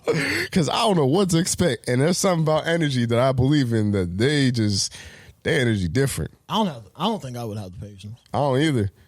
And so this whole place get tore the fuck up. Dog. All of some shit that either he said or he wasn't reacting to. Because she's one of those types that's like, just like, you kind of have to like read and react. Dog, I saw a clip of her. And then we're gonna get off this because I just wanted to bring up the analogy. I saw a clip of her where Blueface was like looking back. It was on some bus. I don't know what happened. Like I didn't watch it with the sound on, but he was like they were on a bus and she was sitting on this nigga's lap and he just kind of turned around and he just grabbed her neck. She grabbed his neck. Awesome, like get over here, like nigga, look at me. And that nigga kind of looked back like nigga, you grabbed my neck all crazy. What the fuck? Listen, I watched all this episodes and. You still watching that show? I'm still watching this shit because the shit is fucking crazy to me. Like it is like it's almost not real. Like it's real, but it's not. Like I be looking at the shit. I be like, damn, bro. Like he really a cry for help. Honestly, the way I be looking at his face, I be like, oh, that brother needs some help. Mm-hmm. Definitely. I mean, they both need help. They both do, but yeah. Gunna's and I hope they get it. Honestly, yeah. Gunna was seen outside smoking, riding in his car. He was out. Yeah. Did you see? You saw the clip? Yeah. As soon as he saw, did you see? As soon as he saw the video, he kind of like scrolled. Scrolled out the back window. It was like a movie. It was like a cartoon or some stupid shit. I mean, I would too. I don't blame him. And I mean, yeah. To be honest, if I was Gunna, that's how I'd be kind of moving for at least a while. But yeah, I just wanted to bring up that fact. You think anybody, if you were in Gunna's position, you think anybody is like really like coming up to you like with a camera trying you like that? Yeah, hell yeah. Niggas was throwing sliced cheese at his car, bro. Which is crazy. Which is crazy as fuck because I don't know. how do you even get the time to find this car? First of all, you gotta find this car. There's probably gonna be some security around, and then you just pull out a pack of Kraft American cheese. Not to mention, you in Georgia more than likely. Georgia's relatively warm. I don't know where you got the Kraft mac and cheese to where you could keep it cool. Like I don't know if you had a cooler. Or like there's so many different things that he could have just like did. He would have probably had to just buy it. Then not to mention, like, he was throwing the cheese, so he had to have the Kraft paper and the cheese wrap them shit. So he had to have somebody else recording them too. Like it was a full day plan. That shit's crazy. He was like, "Yo, we gonna fuck him up with this one." And he didn't even put it on a car. Like I can see if you put it on a car because I think cheese fucks up your paint job, if I'm not mistaken. Maybe that's baloney. Some sandwich material fuck up your paint job. I don't know. But like he was throwing the shit, but he wasn't even hitting the car. He was just throwing it around it. So I don't think I would think anything. I would get it, but I wouldn't think nothing of it. It's like, nigga, you didn't hit the car. Okay, whatever. I think a nigga just lost a sandwich or something, bro. Because mind you gotta leave. Motherfucker gonna roll over with tires. I'd be mad as hell if I rolled over some cheese with tires, bro. Especially if it was a nice ass car. I mean, I'd just go wash my car. But like the way, it's the principle of the fact, like this nigga really just threw some sliced cheese in front of my shit. But it's also how the nigga threw the cheese too. He really, because he was just tossing the bitches, but he was tossing them around the car, so he wasn't even throwing it on the car. I would think like a Sonic version, like Sonic the Rat, just got his rings running or some shit. You know how like Sonic get hit and like I would think that with the cheese, like because it was like all over the place, but it wasn't in there. Like, yo, what the fuck? Bro, imagine if that nigga started hitting the car. Yeah, that nigga might have to get stretched. Bro, security would snatch him off so bad. Man. But he could have not been there too. But I don't know. Just think about if you're in Gunner's position. Just think about how you moving. Kind of like what you saw. You just so happened to see that nigga on the highway. I don't know where he was going. I'd be curious to see where he was going, but.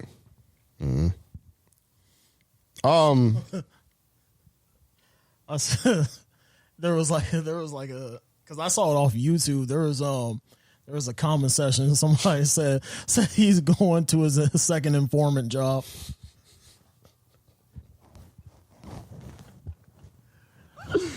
Oh man, hey, pray for Gunner, man, because that's crazy. Especially with the internet. Internet's so fucking stupid. Stupid as fuck. The last moving on. Yeah, the last music topic that I had, Smokey Robinson. I love Smokey, Detroit's own. Yeah, from Michigan Mint. From the Mint, Motown. 82 years old, by the way. 82. Did you know he's releasing an album this year called Gasms? What? 82-year-old Smokey Robinson from Detroit, Michigan, is releasing an album this year. Motown legend called Gasms. My mom probably knows about it. She loves Smokey Robinson. Well, I wonder if she's gonna listen to this track list and tell me if your mama gonna love this track list. It's about to be crazy as hell. All right. It might be crazier than R. Kelly. I'm not gonna lie. Whoa. Yeah. So obviously the album is called Gasms. So track like one, as in like orgasms, like orgasms, all right. But it's called Gasms because obviously can't market orgasms. Like that's crazy, especially if you Smokey Robinson, who's 82 years old. 82 years old. That's from crazy Detroit, Michigan, right? So track one, Gasms. Track two, How You Make Me Feel. Normal so far. 3, I Want to Know Your Body. 4, I Keep Calling You.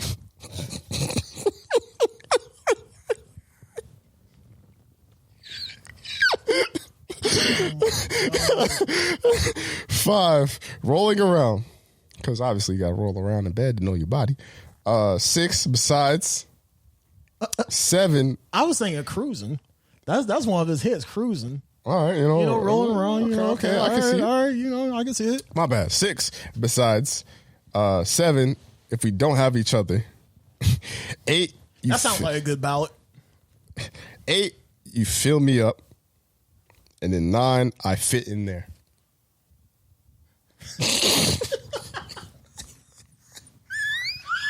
Oh, shit. I fit in there. Smokey is 82 years old. What, bro?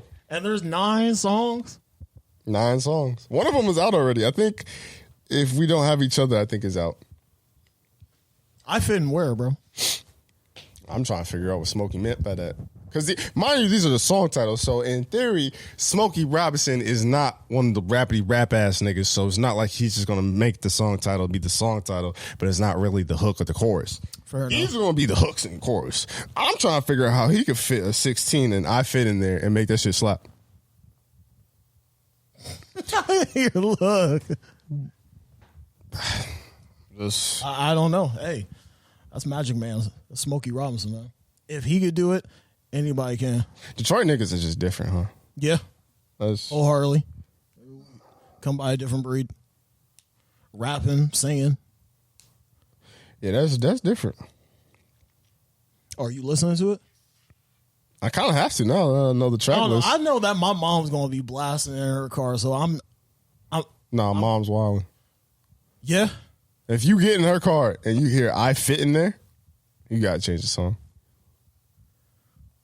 He's 82 years old, bruh. Yeah. What are you fitting in, my nigga? Like, chill out, Smokey. Your name's Smokey. Did you know last year he had a song called Gang Bangin'? That shit was crazy. Like, That was last year when he was in that one music. I only saw the video. I want to say that was last year. It was just recent. That nigga had a song called Gang Bang. That shit was crazy, dog. It was like gang bang. Bang it, yeah.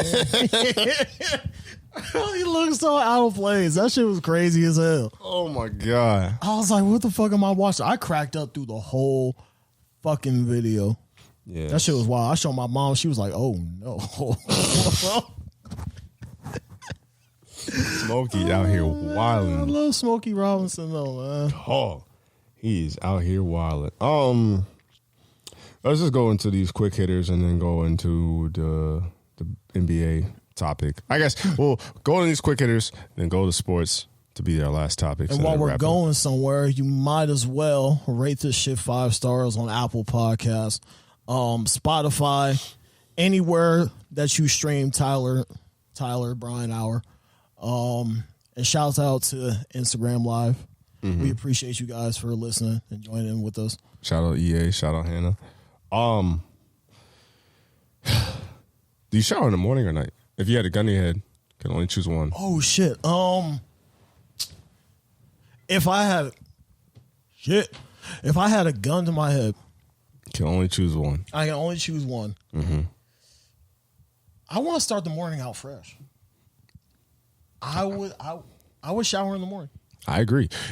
Granted, I shower at night, but that's because I like to get into my bed, nice and clean.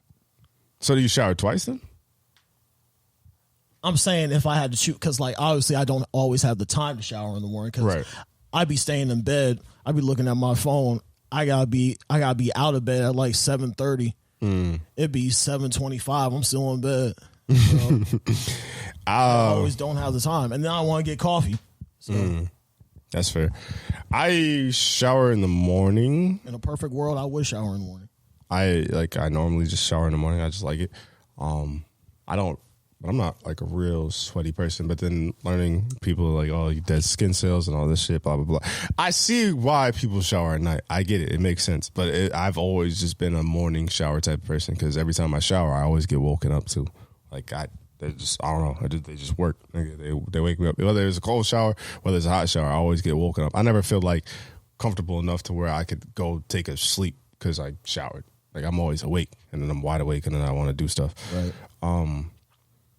But I learned that a lot of people take showers at night, but I guess it makes sense too, because they don't want to go in their bed feeling icky and all that jazz, which I'm not mad at. That's really my prime reason for showering at night. Yeah. Who do you know? Never mind. I think Also, I think it's because I grew up in a black household. Like, because I like when I'm in the shower, I generally You gotta be the first one there, type shit. basically, and I like to I'm in the shower for like 20 to 30 minutes, and I like to listen to music. I bet your pops be knocking on the door like, "Hey, nigga." That's why I don't shower at night, because he's just like, nigga, what are you doing? Like, yo, shut that shit off. But I just that's how I like taking showers. I like listening to music. I like getting fresh because I wash my face a couple times. So how long are your showers? Honestly, I put it like this: I shower long enough to the point where that shit starts to run cold. You know, Same. like the shower head was just like, all right, nigga, I'm tired of you. So get your ass out. Same. But I also to where you start getting pruny. I'm also the last one to take a shower in my house. I try to wash. No, I almost said something crazy as fuck. I try to wash the skin tone off. Yo. Clipping that. I'm clipping. That is a short. This nigga said, I'm trying to wash the skins. That's crazy. Come on, Smokey's color. Hey, yo. That's I'm talking shit. I'm talking But, that's hilarious. But I'm usually in my household or in my household in the past, I'm usually the last one to take a shower. I put a do not disturb sign on that motherfucker. Because that'd be wild. My mom leaves super early, and my dad leaves early, and then I leave the latest. So, like you said, I'm the one that's in the shower, and then it gets cold. Usually, when it gets cold, when I try to do my hair. But, yeah. And then to answer your question, it's 15 to 20 minutes. But if I take a cold shower, 5 minutes. Maybe if I got somewhere to go, if I have plans before my shower, I limit it to 15, 20. Shit, you want to play? But if I'm just in there chilling, just trying to get clean, then it's a regular 40. Nigga, I'll be in there for 40. Nigga, if I have plans, dog, it still might be a 20 to 30. It still might be a normal shower. Because I'll be late because I'll be in the shower. Oh, I will say this though, you do. In a perfect world, niggas be like, damn, is Brian gonna come out? Oh, he in the shower. If I'm bro, it's been 20, 30 minutes. That's funny. If I have my own place, then I'd shower twice, obviously. But really, what I come down to realize is that I shower when it comes to main thing. So, for instance, if I was going to work, I'm gonna take a shower before work. If me, Tyler, and Kay was gonna go out and do something, then I would take a shower before me, Tyler, and Kay do something. So then that'd be fuck around and be done before you even fucking. But that'd be my three things. Or that'd be my 2 times I'd shower. Instead of a day and night thing, it would be before I go do something. Bro, shut up. I don't be taking forever. It's just I usually don't get in right when niggas, because I'd be niggas be bullshitting. I be bullshitting too. You be bullshitting. But no, niggas be bullshitting. So it'd be I'm not gonna jump in the shower until I know niggas about to do something, because we ain't gonna do nothing. All right. Yeah. Okay. Yeah. You're right.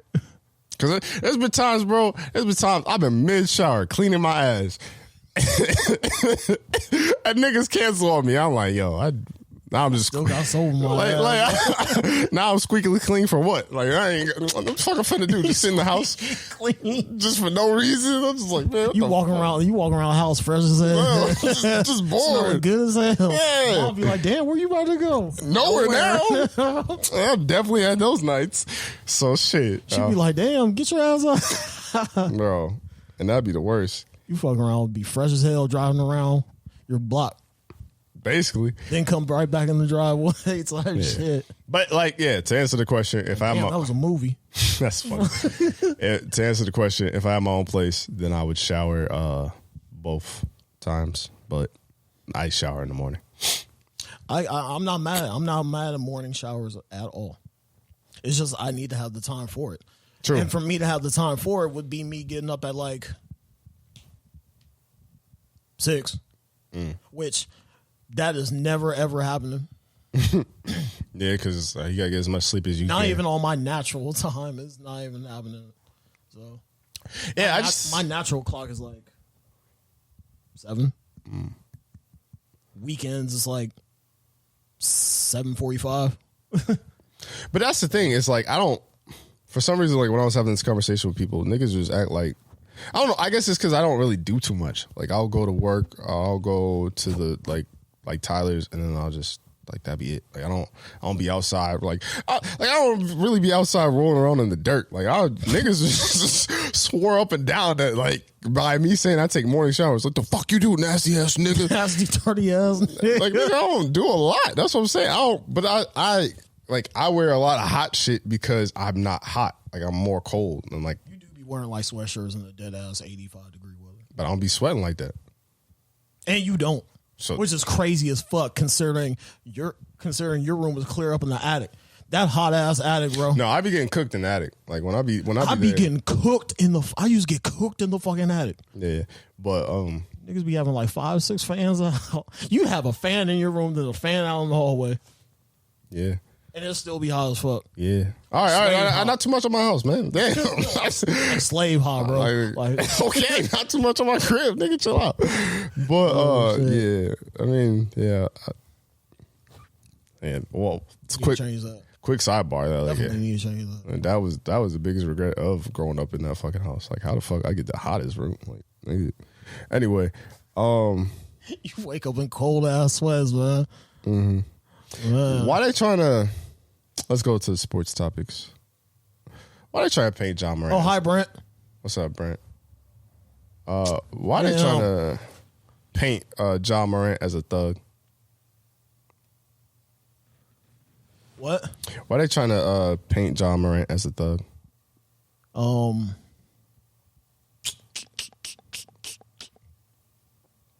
Because of the people that he hangs out with. Okay, but how they know? How do they know that you're judged by the company you keep? How do they know that in Indiana this past weekend or whenever I think it was the Pacers. Yeah, well, whenever the Memphis Grizzlies played the Pacers, that John Morant's friends that he was in a car with had a beam on him, but the car was tinted. How do I have tinted windows and you see a red beam on you? Limo tint? What kind of tint was it? Was it limo tint, like dark ass tint? I'm assuming so. I would think so, yeah. Especially since you're Ja fucking Morant and you don't want to be seen in the car. So the fact that the Pacers security guard and all these people said that they seen I seen the red beam on the gun and all this shit, and Ja was in the car. So you mean to tell me in a tinted car that potentially was not having the windows rolled up because it could be relatively cold, you seen Ja Morant in the car, then you saw his homeboys in the car, then you saw those homeboys with the gun pointing the gun at you in the car or at someone else? Yeah, I get it. I wholeheartedly get it. Sounds pretty far-fetched to me. Indefinitely, yeah. I mean, like, if Ja... Somebody's scary. If Ja want to be like... I don't even know. If Ja want to act tough on the court, I'm cool with. But until I've seen Ja be this person that they claim that he is outside the court, it's like, come on, my nigga, what we doing? Like, y'all did this to AI. AI had cornrows and tattoos, and y'all said that nigga was a thug and a hoodlum. That nigga on some West Philadelphia shit, born and raised, got in one fight at a bowling alley. Mind you, it was a bowling alley. So, I don't, like, you can't really blame me for a brawl at a bowling. Like, if I'm with my homies, if I'm with the squad, if I'm with, since they in the live, the IG live, Brent, Ron, you, and me. And we had a bowling alley. They having a whole ass conversation. And we had a bowling alley. And we see some other dudes, and we all get in a fight, in a brawl.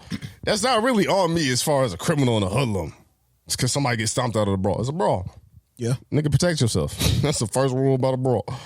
So the fact that the NBA is starting to pin, well, I guess it's not the NBA, but the NBA media is starting to pin this light of John Morant surrounded by bad people and all these negative influences. Because even they try to say that his dad was a negative influence at one point in time.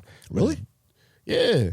Because when his dad's doing all this theatrics and all this hype shit and this, that, and the third, they was like, oh, he's a distraction. He's this, that, and the third.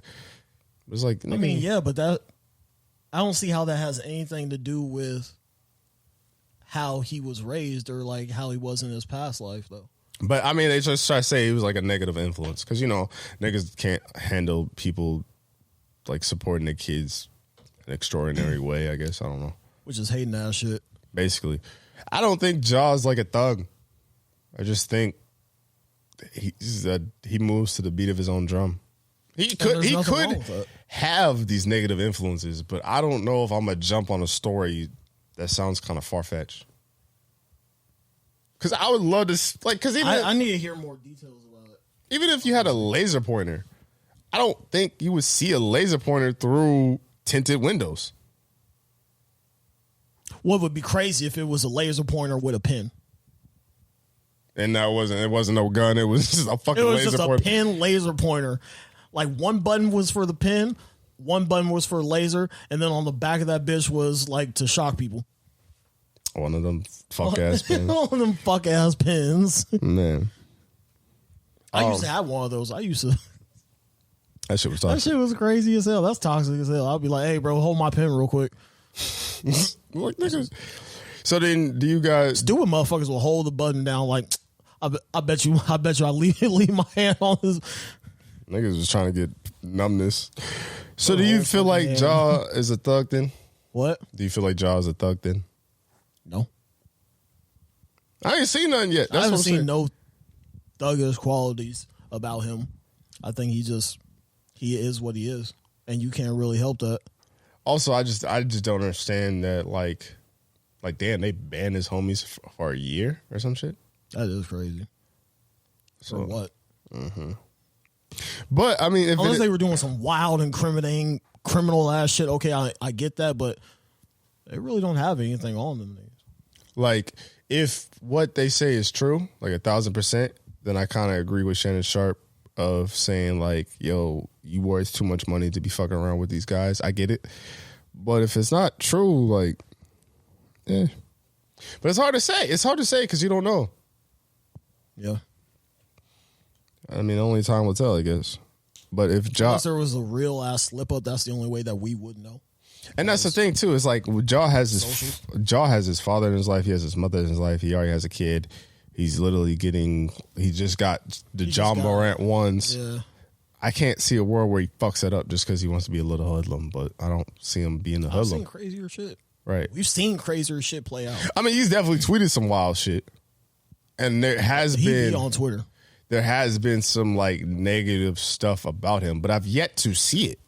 Right. Because there was an incident where I think he was at a Tennessee scrimmage or some shit, and like some kid fouled Ja, and Ja supposedly slapped the shit out this kid, and this and the third. But we live in a digital social media era that I feel like if Ja slapped the shit out of some kid that was trying to get a payday, we would have saw it.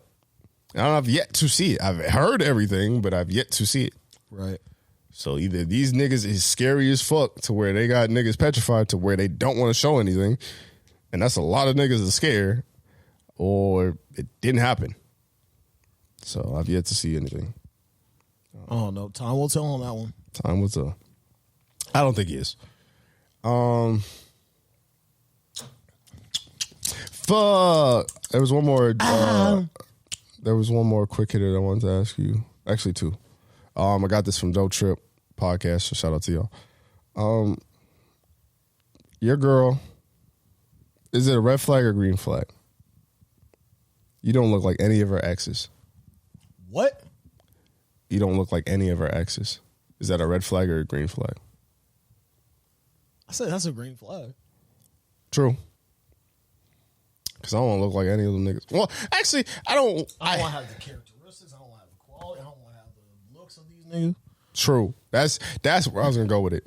I hate when shorties, like, say you remind them of their ex, or my ex did this, or did, like, I don't want to hear none of that. Sounds like a single mother saying, you look just like your goddamn daddy. You do the same shit your daddy does. It's like, well, I am his seed. Like, I don't know what you want from me, my nigga. Right. So, yeah, I would say that's a green flag, too. Because I'm 8. I don't know what he did. Because I don't even know my dad, nigga. Because I would say, like, out of all the, like, last 3 women that I've dealt with in that sort of way, they all try to put you in the... No, I would say, as far as I know, I don't look like none of them niggas, which I'm cool with. Because I don't want to look like them niggas. I don't want to be compared to them niggas. If they have a certain type or like a taste, and you know the taste. I don't want to look like them niggas if they have it. You can have a certain type of taste. I still don't want to look like them niggas. Because the worst thing in the world, because we've seen that, where dudes or a girl would get the significant other, and you're like, damn, that is that nigga's type. Or damn, that is such and such 2.0. I think you said shit like that about somebody. Oh, yeah, I did say such and such was like 2.0. That shit was hilarious. But I don't want to be in that position. Like a red version. Yeah. I don't want that. Red flag or green flag? Similarities. Red flag or green flag? They cheated in the past. They didn't cheat on you, but they cheated in the past. It's an orange flag. The fuck's that supposed to mean? It's half and half. Kind of like an orange light. Proceed with caution. I guess, does that make orange? I thought it was red and yellow that makes orange. Yellow? I don't give a fuck with that. Yellow, orange? I think red and green make. Now I'm about to think about that. Herb? No, that's red and blue. What the fuck is red and green? Sorry, I mean, you can go. Because you're not going. Because honestly, if she were to tell you that information, you're probably not going to get much peace. You know, because that's always going to be in the back of your head. And I've had situations like that. So, and I never found peace in the back of my head. So, yeah, could be crazy. Proceed with caution. I think it depends. I think two things could be certain. I think it depends on both parties. I feel like if you are in a position to where, say, like, not you, but like if you cheated in the past or you don't trust people to that extent to where you can feel comfortable, then you'll never feel comfortable by them telling you something they did that was bad. And then two, like, how dare you cheat on some shit that I used to do? Right. So I feel like you'll never be easy. Which I have. Two, I feel like, I hate to say it, and I'm not saying, when I say this, please listen. I'm not saying this. When I'm talking about listen, I'm talking about everybody, not necessarily you. But when I say this, don't take it as that if you got cheated on, you deserve to get cheated on or anything like that. I don't mean it like that. People change. What I'm trying to say is most motherfuckers know who to play with, who not to. If we being honest. Fair enough. And I'm not saying that if you got cheated on, you deserve to get cheated on. Some people just get the shitty end of the stick. Some people are just not committed. But there's some people that just know, I ain't gonna play with that motherfucker like that. I respect this person way too much. I put this person on way too much of a pedestal. I know too much about this person. I love this person too much dearly that I would not play with their name like that. And I feel like a lot of people get in situations where they think they're in that position, but they don't really either A, know that person, or B, that person doesn't respect them as much as they think they do. I honestly think me being in that situation and me being on both ends of that situation, I think it honestly came down to vice versa. I feel like I just don't think you got to know that person like you wanted to. So you just kind of look for like a way out to find somebody that you think might be a better fit. And sometimes that situation occurs. You know, I've seen people cheat on people and then they find a better fit with that said cheater, which is fucked. But that's what I'm like thinking about. I'm like, is that the point you trying to make right now? Yeah. That is a wild point to make. Or I just feel like you knew you could probably try it. If you knew you could probably try it, you're probably going to be curious enough to do it. They be bold with it. I'm asking you, though. What? I was bold with it. Yeah, that's what I'm saying. Like, you knew you could probably try it, so therefore you was curious to try it. I did the deeds. But he changed man now, ladies and gentlemen. He changed man. Don't think that this nigga still a dirtbag. And that's no slight to his exes or nothing like that. But I'm a good Christian man. Sober man now. You love to see it. Last thing. Can we talk about it? Not really about it, but say like, are you ever... My neck hurting like a bitch. Are you ever salty about dates that don't happen? Or stuff that falls through? Yeah. If you know, you know. I know you know. I think it depends. Like if I really want it to happen and it don't happen, then yeah. I was looking forward to it. Oh, damn, one of those. My heart was hurting. Damn, was that bad? My heart was hurting, bro. My mouth was dry, all type of shit. I was sick. Well, that's why that's why now I don't offer it's not that I don't want to go on dates with people, but it's like I'm not about to be put in a situation where I look goofy. Like you get hit with a okie doke. Because a lot of things it be people's words. Like you put yourself in that situation to make me look goofy because you didn't want to do it when you could have just said no. You could literally, it could have been one call, one text away. You could have just been like, "Sorry, I'm just not feeling it." Or if you know that you're not even feeling the person to begin with, you could have been like, "Yo, I just don't think this is working." Or is there a scenario where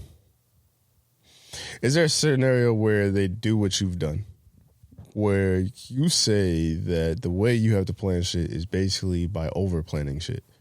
So that way in the moment that you realize that, oh shit, I did overplan that. Could they have overplanned it?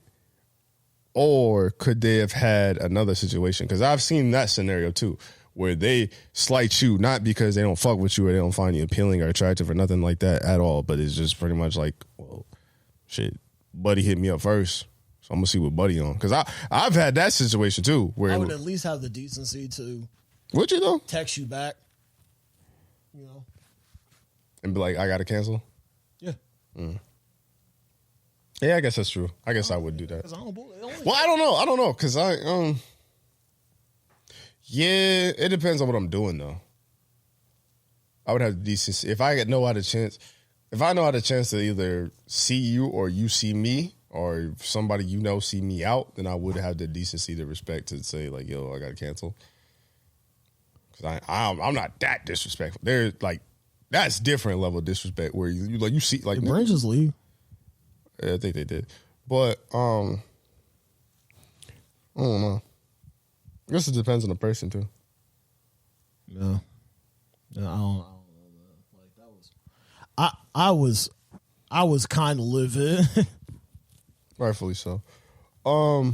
Last topic. Kyrie Irving, the man in the trade, got traded into all places. The Dallas Mavericks. I did not see the Dallas Mavericks getting Kyrie. So I don't even. I'm trying to figure out how it's going to work. Two ball dominant players that both need the ball in their hands. Well, Kyrie's done it before. He's done it with LeBron James. He has done it.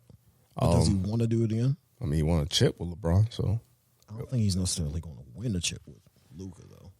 How not? Because if Luka, there was other pieces besides LeBron and Kyrie. Kevin Love, J.R. Smith, Richard Jefferson, nigga, Tristan Thompson, nigga. They even had no name like Channing Frye. Like that's what I'm saying. Like every nigga contributed on that Cavs. That Cavs team was special. Yeah, but I would say that them names you just named probably have the same star power in Dallas. Outside of Kevin Love. They don't have a Kevin Love. They did trade the defense away, but Kyrie Irving's him. Kyrie Irving could drop 30 at any given point in time. Not to mention that backcourt's going to be scary because even if you try to double team Luka, Kyrie could isolate and cook a nigga and find a nigga open, this and third. Like, when I saw that trade, my first immediate thought, I was like, damn, that's going to be a scary ass 2K team. Like, no cap. Like, that sounds like a 2K level team. Like, Luka and Kyrie Irving, that sounds crazy as hell. And then, if Kyrie Irving's deleting Instagram posts and he seems like he's refocused, and not to mention, it's a perfect situation where he could just play with Luka, See how Luka does for these next 30-plus games, plus playoffs. Luka's taking you to the Western Conference Finals as long as Kyrie got his head on straight and no injuries.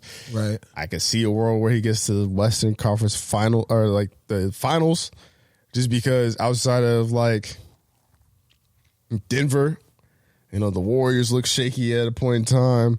Memphis has lost like 8 of their last 9. They look shaky.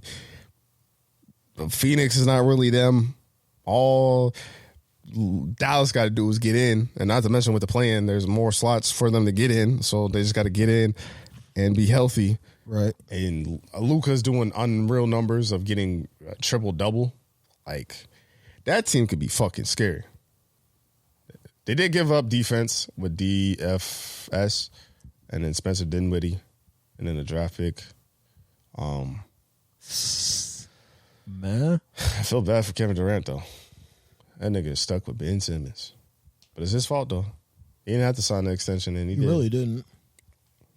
Granted, he signed the extension thinking that all them niggas was going to stay. Yeah. And Ben Simmons was going to be like a better version of Ben Simmons. Like, this nigga is mid. Nigga get paid all that money to be mid. I wish I could. Telling niggas that Ben Simmons he ain't him. I thought he could be a little bit of him. I thought he could be HM. Nigga, swearing up and down Ben Simmons was the one. All I said is he couldn't shoot. So if he could figure out a shot. That nigga did not want to figure out a shot. Yo, they said he's on pace to have like less than 100 dunks this season. That's crazy. What the fuck he big for? I don't know. You know, that's like playing 2K and you just want to be just an average nigga. Like, you like. That's like playing 2K with 2-minute quarters. Like, you don't have enough time to do anything. Like, bro, I'm definitely about to get this 6th Man of the Year. Like, yo. Getting a 6th Man of the Year award in 2K is crazy. Or striving for that is crazy. Striving for that. I don't get it. But I'm actually excited. I'm happy to see. And and all this talk about Kyrie's going to be leaving in the summer, and he's just a rental, 4-month rental and stuff like that. But I think if anything, the nigga was going to be out this summer with the Nets. So I think if anything, it's a perfect thing for Luka. I think they said on Let's Keep It a Buck. So shout out to Souls, or not Souls, but Sage. He said this is the perfect opportunity. I think it's a great trade, and I think it's worth it because you get to see what Luka does with an all-star. Right. Porzingis is good, but he wasn't really an all-star. He wasn't really him, like that upper echelon, like that tier 1, tier 2 type of all-star where Kyrie Irving is. No Knicks. So Porzingis. So I'm kind of curious to see what they'll do. Like I said, I think it's a great 2K team. Like, I think that's one of them teams where you immediately jump to Luka and Kyrie. You fuck around not win a chip in 2K with them either. So then how far do you have them going? It'd be like an Owl Blue team. Talking about some Sacramento Kings won the NBA championship on some stupid shit. Well, they're balling. I think they had like 140 last night, something stupid like that. Which is nasty work, by the way. I mean, Utah is in the playoffs. Utah and Sacramento. That's some nasty. Like, for them niggas don't even tank right. Like, that shit's crazy to me. Like, how y'all fuck up tanking when you get a 7-foot like ball handler? Stupid as hell. Yeah, man. But we'll see. We'll see where it goes, man. We'll see where it goes. I definitely like that Kyrie is going back to that number 2. So that's what I'm saying. Like, the ankle taker. What do you have them finishing? I don't know yet. I think they could get to the Western Conference Finals. I think I could call as long as they don't. If they don't run into Denver, say, like first or second round, like it would be the Western Conference Finals. I could see them going that far. I could confidently say that because Luka was gonna carry them niggas on his back anyway. So the fact that he has some help, yeah, I think it's gonna take them a minute for them to gel together. Like it might that ball dominant. Is that Rudy?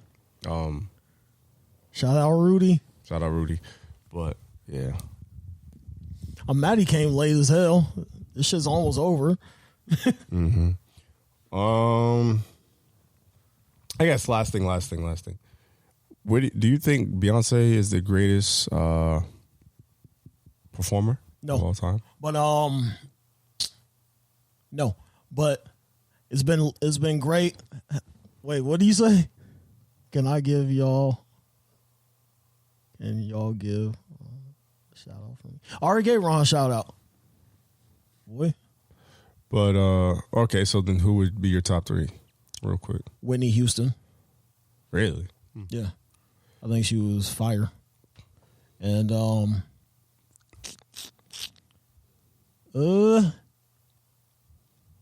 know. I'm about to end this live though. So, Rudy, I'm sorry. We're ending this shit. Ron too. Sorry. I think I would have, at least for me, and like I have the ones I've seen. Like I heard Prince is a great performer, but I don't know. My top 3 would probably be, my top 3 are kind of crazy. I'd say Michael Jackson. I have a hot take, but that's only because I do appreciate someone that could play instruments and play them live. Fair enough. So Anderson .Paak would be high for me. Bruno Mars. Can Bruno play an instrument? Yeah.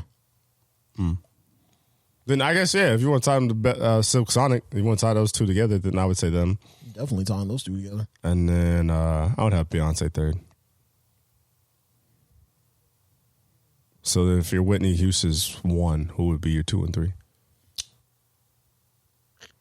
Whitney Houston. Janet Jackson.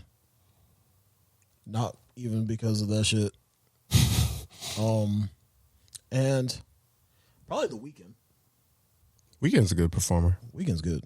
I'd say He's that. solid. Mm-hmm. Is there anything else you want to add for 212 or you want, or 112? No, yeah, 112. Damn, 212? I don't know. I'm sorry. 112. Damn, nigga. Dumbass nigga. But yo, you gotta stop. 112 is in the books. We appreciate you guys. We love you guys wholeheartedly. 11K is crazy on YouTube, and we want them bigger. We're fiends now. As soon as we saw that K, man, I was happy as hell. Hell at work. My coworker was like, "What the fuck you smiling about?" I was like, "Don't worry about it, nigga. It's business." But yeah, we're happy, man. We love you guys. We really are like that. We're really some funny niggas when you get to, hearing us and talk about shit. So definitely tap in with us. Continue to tap in with us. And we appreciate you guys being on this journey with us for as long as you've been. So definitely, truly grateful. Forever yours, Libra. Hopefully. And rate this shit 5 stars, by the way, too. True. Hopefully, I think, well, not hopefully, but I think I'm going to hop on Discord tonight with the homies and chop it up with them. Take your ass to bed. So, nigga, shut up. Because if I do that, then I think I'm going to try to upload this episode, and high key could probably upload this episode for tomorrow. So y'all actually get the podcast when y'all get the podcast on YouTube and Spotify. Y'all killed the Mr. Beast episode being our highest viewed double episode on YouTube and on the podcast. So please get this numbers up. I'm probably gonna have a spicy title. That's why I put the Beyonce performer. Yeah, rate the shit 5 stars on Apple Podcasts, Spotify, Anchor. Saying be sure to leave a like. If you like the YouTube content, subscribe. Those help out a lot. Subscribe on anchor.fm/TylerBrianHour for $1, $4, $9, whatever you go for. Shout out to good brother Lopez. Give us that paper. Appreciate you this weekend. You came out clutch for me. And yeah, I'm out because I'm tired. Peace. Bye. Ooh.